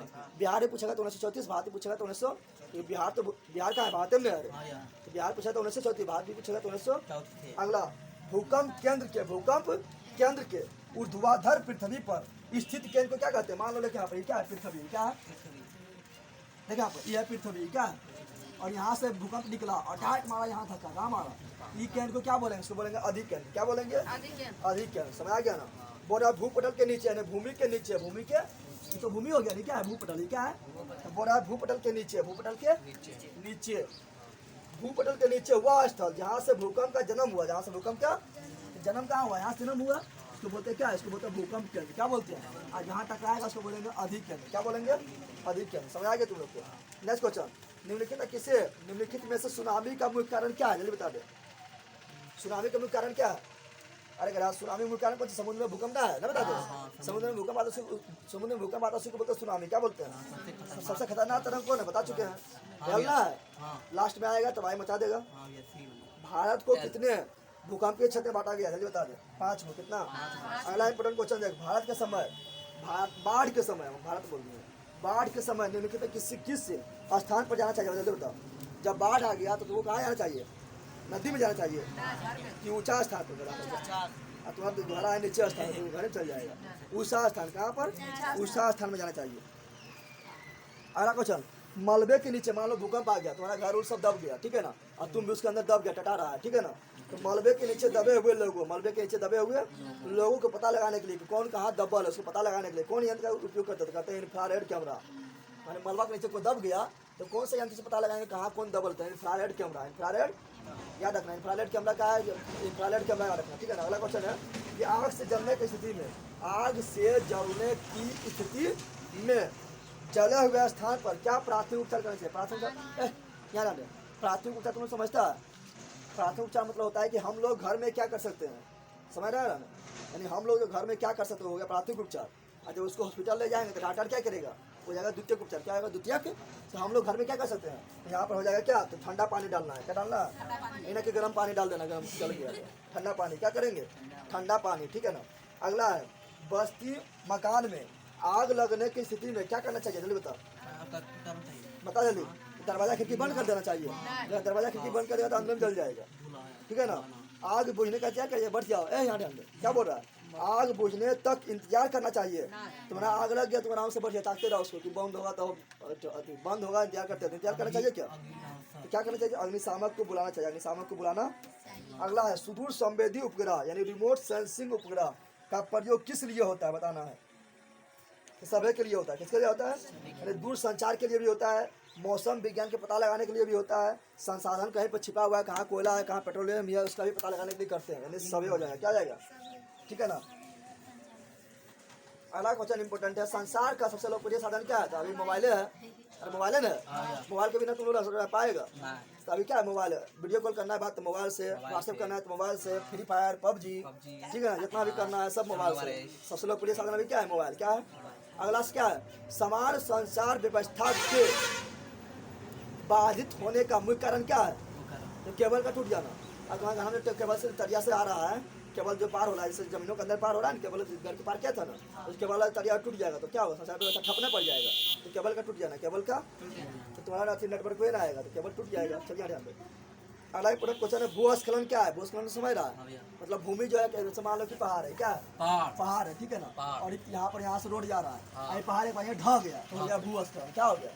तो भूस्खलन का बोला है कि भूस्खलन क्या है? तो इसको आदमी ढाता है कि क्या? प्राकृतिक आपदा। क्या है? भूस्खलन सबसे ज्यादा होता है उत्तराखंड में। कहाँ होता है? अभी उत्तराखंड में 2-3 बार भूस्खलन हो गया, कितना आदमी मर गया, ठीक है ना, तो उत्तराखंड में होता है।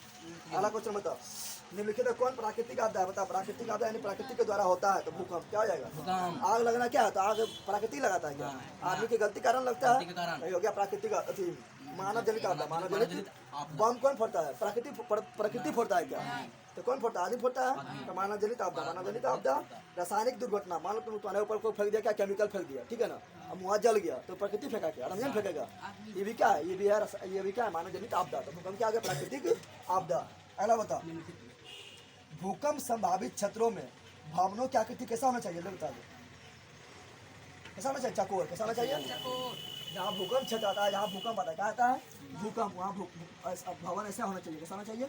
ऐसा ही ना कि तुम ऐसा बना दो, ऐसा बनाएगा तो यहाँ रहेगा डायरेक्ट सब तुम्हारे ऊपर गिर जाएगा। ऐसा बनेगा तो कुछ इधर गिरेगा, कुछ यहाँ गिरेगा, कुछ यहाँ गिरेगा, यहाँ गिरेगा। अब बना त्रिभुजा का क्या होगा? सब तुम्हारा ऊपर गिर जाएगा, राम नाम सेट हो जाएगा, आ जाएगा। हाँ, त्रिभुजाकार घर कहाँ बनाना चाहिए? समझता है?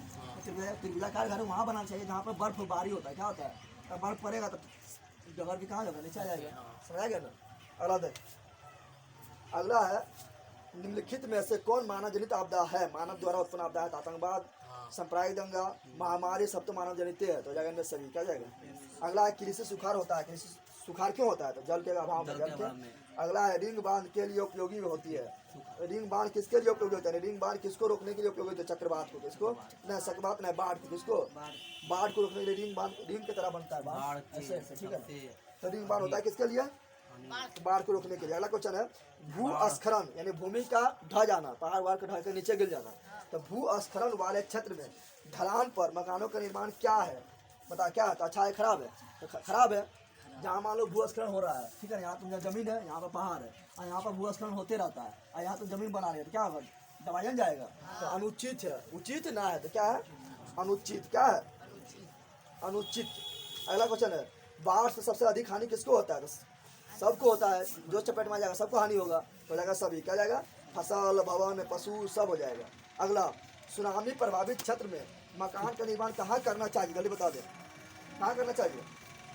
सुनामी जहाँ होता है, जहाँ सुनामी, तो सुनामी कहाँ? समुद्र में आता है। तो समुद्र में आता है सुनामी। क्या आता है? तो सुनामी जहाँ आ रहा है वहाँ पर तुमको भवन का निर्माण कहाँ से करना चाहिए? समुद्र से दूर, समुद्र से ऊंचाई पर करना चाहिए। तो वहाँ समुद्र के पानी ना पहुँचे, समुद्र के पानी ना पहुँचे। हो गया?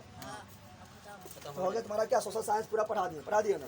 सोशल साइंस चाहे हिस्ट्री हो या ज्योग्राफी हो या इकोनॉमिक्स हो या पॉलिटिकल साइंस हो या डिजास्टर मैनेजमेंट यानी आपदा प्रबंधन हो, पूरा पढ़ा दिए। बस यही तुम लोग को 2 वीडियो देखना है। ऑब्जेक्टिव तुम्हारा 80 में से 40 क्वेश्चन ऐसे आराम से बनेगा। बने तो 40 में तुम लोग को 80 में से 60 क्वेश्चन बन जाएगा। तो तुम लोग को बनाना कितना? 40 बनाना है। तो ऑब्जेक्टिव तुम लोग को बस इतने हो जाएगा। बस 2 वीडियो देखो, कल वाला और आज वाला 2 वीडियो देखो, तुम्हारा पूरा ऑब्जेक्टिव बन जाएगा। ठीक है, आप तुम लोग को पूरा पढ़ा दिया ना। आप तुम लोग को हम कहीं से भी सुन सकते हैं। समझ आ गया ना? अरे पूरा पढ़ा दिए अंदर, कहीं से भी सुन सकते हैं। ठीक है, कहीं भी सुनना है तुम लोग को, अगर सुनना है तो 2 वीडियो हमें करता है। फटाक से इसको रिविजन करना, दोनों फास्ट करना, रिविजन कर लेना। ठीक है ना? जब भी बोलेंगे रिविजन करने तो कितना अच्छा रहेगा, ये वाला रिविजन करना, क्योंकि हम समझा रहे हैं ना। तो रिविजन करना, 2 वीडियो देखना, रिविजन हो जाएगा। ठीक है, कल हम अथी करा देंगे साइंस वाला, क्या कराएंगे साइंस जितना इंपॉर्टेंट क्वेश्चन है कल साइंस वाला करा देंगे, ठीक है ना। साइंस से कल समाप्त हो जाएगा, फिर 3 को करता है, फिजिक्स केमिस्ट्री बायोलॉजी 3 को करता है, कल समाप्त करते हैं, ठीक है।